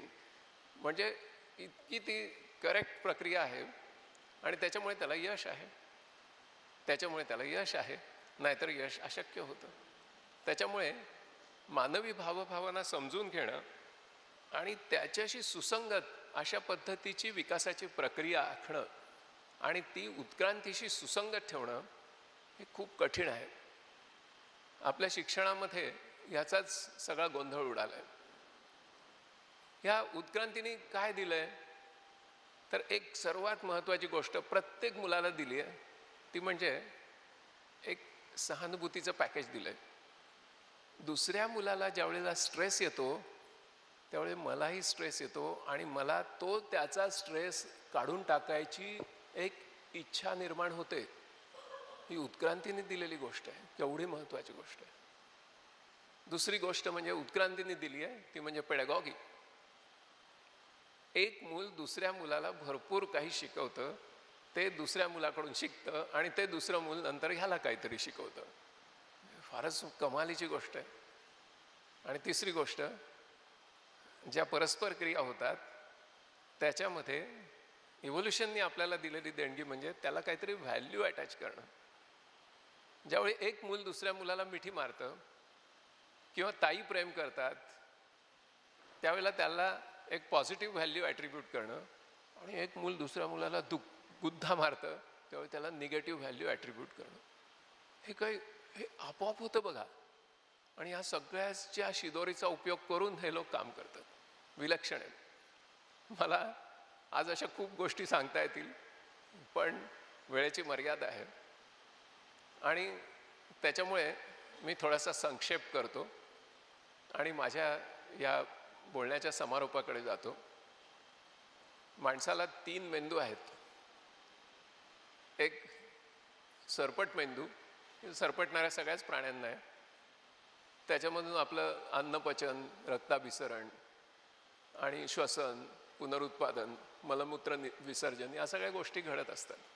त्याच्यावरती एक भावनिक मेंदू आहे आणि त्याच्यावरती एक माणसाला लाभलेला वैचारिक मेंदू आहे. पण मजा अशी निसर्गाने करून ठेवली आहे की भावनिक मेंदू जर सुरक्षित नसेल तर रक्ताचं डाऊनशिफ्टिंग होतं. म्हणजे सरपट मेंदूला जास्त रक्त मिळतं आणि माणसं प्राण्यासारखी वागतात, मुलं प्राण्यासारखी वागतात. ओके, यांचा जो टास्क आहे तो मुलांना माणसासारखं करायचं आहे. तर मग ब्लडचं अपशिफ्टिंग झालं पाहिजे. त्याच्यामुळे हा भावनिक मेंदू जर सुरक्षित असेल तर अपशिफ्टिंग होतं, नाही तर डाऊनशिफ्टिंग होतं. ज्यावेळी त्या ताईनं बघा तुम्ही त्या बोलत होत्या ना, त्यांच्या सगळ्यांच्या चेहऱ्यावर स्माईल होतं. आणि हे स्माईल नावाचं काय इन्स्ट्रुमेंट आहे ना, ज्यावेळी तुम्ही मुलांना स्माईल देता त्यावेळेला जर फंक्शनल MRI काढला तर ब्लडचं अपशिफ्टिंग होताना तुम्हाला डायरेक्टली डोळ्यांनी दिसतं. ओके, आणि मग ती मुलं माणसासारखी वागलं, त्यांच्या विचारांच्या राज्यात आपल्याला काम करता येतं, त्यांना अधिक सुसंस्कृत करता येतं, त्यांचा भावनिक आणि मानसिक अधिक विकास साधता येतो. Smile is the key. बरेचसे शिक्षक, आपल्या देशातले कोट्यावधी शिक्षक, यांना हे साधं वैज्ञानिक सत्य माहीत नसल्यामुळे ते वर्गात असा चेहरा घेऊन जातात आणि मग 3 भावना निर्माण होतात ज्या यांच्या शास्त्रात सांगितल्या आहेत की पळा म्हणजे शत्रू पक्ष आलेला आहे, फ्लाईट किंवा फाईट, लढा आता यांच्याशी, किंवा लपा, फ्राईट. ह्या शिक्षिका इथे बोलताना सुद्धा ना त्यांना सारखी ती मुलंच दिसत होती तुमच्या जागी, त्यांना तुम्ही दिसतच नव्हतात आणि त्याच्यामुळे ते सगळं त्यांच्या ह्याच्यात रमलेल्या होत्या त्या. आणि मुलांनाही त्या हव्या असतात. सुट्टी पडल्यानंतर त्यांना त्यांची आठवण होते, त्यांनी सांगितलं आपल्याला. त्याच्यामुळे ही एक खूप महत्त्वाची गोष्ट आहे की डिझार्मिंग स्माईल, इथून आलेलं स्माईल देणं. शेवटी ही मुलं म्हणजे कळ्या आहेत आणि त्यांची फुलं व्हायची आहेत. या सुरवंटाचं फुलपाखरू व्हायचं आहे. त्या कळीचं फूल कसं होतं, रवींद्रनाथ टागोरांनी इतकं सुंदर सांगितलं की तुम्ही कळीच्या पाकळ्या जर ओढायला लागलात तर कळीचं फूल होत नाही, कळी विद्रूप होते. कळीचं फूल कधी होतं, तर सूर्य येतो तेव्हा आपोआप होतं, सुगंध येतो. म्हणजे इकोसिस्टीम. हे लोक काय करतायत माहिती आहे का, तर सूर्य आणतायत, हे इकोसिस्टीम तयार करतायत आणि कळ्यांची फुलं आपोआप होत आहेत. हे विज्ञान आहे, हे विज्ञान आहे. हे ज्यांना समजलं त्यांचं आयुष्य धन्य झालं. आता अखेर शेवटी मी असं म्हणेन की बार्बरा स्ट्रायझंड नावाची एक बल्गेरियन कवयित्री आहे. इतकी सुंदर कविता लिहिली आहे. त्याच्यामध्ये ती असं म्हणते की ती माणसं धन्य होत की ज्यांना माणसांची गरज असते. ती माणसं भाग्यवान होत की ज्यांना माणसांची गरज असते. आमच्या आर्टिफिशियल इंटेलिजन्सच्या काळात त्याला खूप महत्त्व आहे. ओके, तो वेगळा विषय, मी बोलीन यांच्या कार्यकर्त्यांशी. पण मी त्या कवितेत थोडासा बदल केला. आज मला स्फूर्ती झाली. तुम्ही आणि तुमच्या सगळ्या ताई आणि तुमच्या सहकारी, सगळी टीम तुमची, ते भेटल्यानंतर माझ्या लक्षात आलं की ज्या माणसांना माणसांची गरज असते ते भाग्यवान होत, हे तर खरंच आहे. पण ज्या माणसांना चिमुकल्या मुलांची गरज असते ते खूप अधिक भाग्यवान होत, असं मला वाटलं आज. कारण ते भाग्य त्यांचं दिसत होतं. अखेर शेवटी तुकोबांच्या वचनांनी मी समारोप करीन. तुकोबांनी खूप मोठा संदेश देऊन ठेवला आहे. मन करारे प्रसन्न सर्व सिद्धीचे कारण. अस्मीच्या सिद्धीचं एकच कारण आहे की लहान लहान चिमुकल्या हजारो मुलांची मनं ते प्रसन्न करतायत. धन्यवाद. मनपूर्वक धन्यवाद सर. अस्मीसाठी तर सरांचं सगळंच भाषण खूप मार्गदर्शक होतं, पण मला वाटतं एक समृद्ध करणारा अनुभव होता. आपल्या सगळ्यांसाठी इतकं छान होतं ऐकायला. सर मनापासून खूप खूप धन्यवाद. आता आपण कार्यक्रमाच्या शेवटाकडे येतोय, पण आभार प्रदर्शन झाल्यावर अल्पोपहार आहे, त्यामुळे आता 2 मिनिटं आभार प्रदर्शन करूया. अरुण मराठे आभार प्रदर्शन करतील. खूप आवडते. त्याच्यामधल्या पहिल्या अध्यायाच्या शेवटच्या ओळी आहेत. गांडीवम स्रवसते हसतात त्वक्चैव परिदय्यते. तसं मायक्रोफोन स्रवसते हसतात त्वक्चैव परिदय्यते असं अवस्था झाली आहे. तर सर्व उपस्थित अनुपस्थित निमंत्रितांना प्रोजेक्ट अस्मीतर्फे ससले नमस्कार. मी अरुण मराठे. प्रोजेक्ट अस्मीचे वर्षभर कार्यरत असलेले समन्वयक, प्रशिक्षणार्थी, प्रशिक्षक, कंटेंट रायटर्स, शाळांमधील आमचे सहचारी शिक्षक वर्ग सर्वजणच या आजच्या कार्यक्रमाची वर्षभर वाट आम्ही पाहत असतो. अशा कार्यांची आणि कार्यक्रमाची यशस्वीता आपल्यासारख्या अनेक मान्यवरांची आणि संस्थांच्या आशीर्वाद आणि सहकार्याशिवाय काही पूर्ण होत नाही.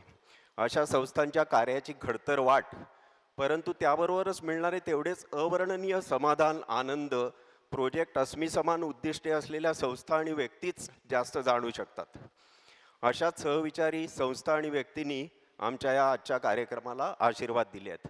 बघा ना, 40च्या वर टेम्परेचर असताना AC हापूस आंब्याचा आस्वाद घेण्यापेक्षा किंवा दुसरे काही 40 इथले चोर वगैरे बघायला जाण्याच्या ऐवजी आपण या कार्यक्रमाला उपस्थित राहून या कार्यक्रमाची शोभा वाढवलीत. किती आनंद झाला. चीज झालं ना इथे आल्याचं, बरं झालं.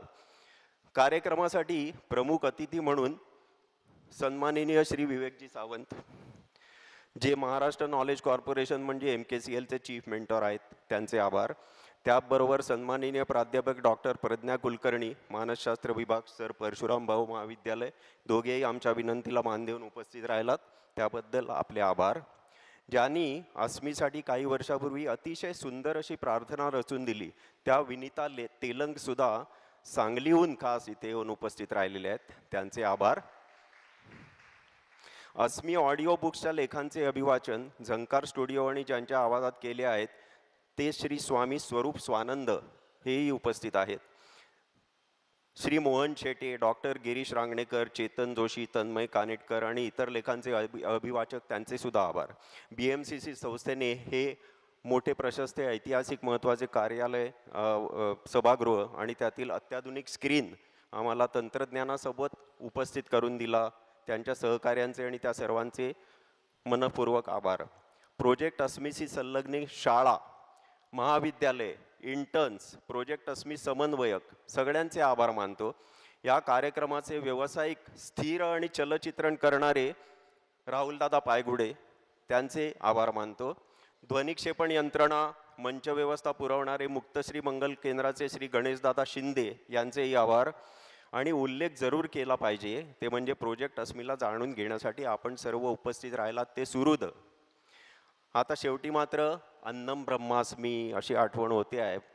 तर त्याची अतिशय महत्त्वाची जबाबदारी स्किलेट फाउंडेशनच्या श्रीमती सोनाली मोडक सारीपल्ली ज्या आहेत त्यांनी घेतली आहे. स्किलेट फाउंडेशन बचत गट महिलांचे सक्षमीकरण, लघु उद्योजकांना आत्मनिर्भर करणे यात त्यांचे सहकार्य असते आणि ह्याचाच भाग म्हणून अशोक पॅव्हलियन कॅम्पमध्ये त्यांचा लाईव्ह किचन उपक्रम आहे. स्नॅक्स, केटरिंग इत्यादी विविध सेवा अंतर्गत घरपोच देण्याची व्यवस्था त्यांनी केली आहे.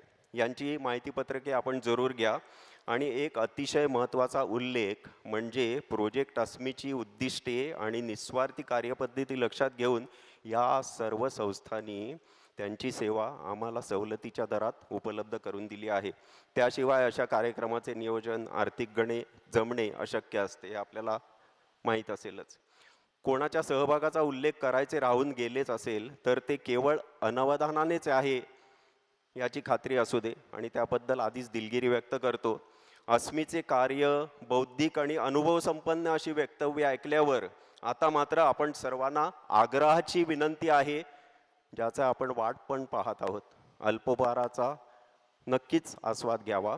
अल्पोपहाराची व्यवस्था मागच्या बाजूला केलेली आहे. धन्यवाद.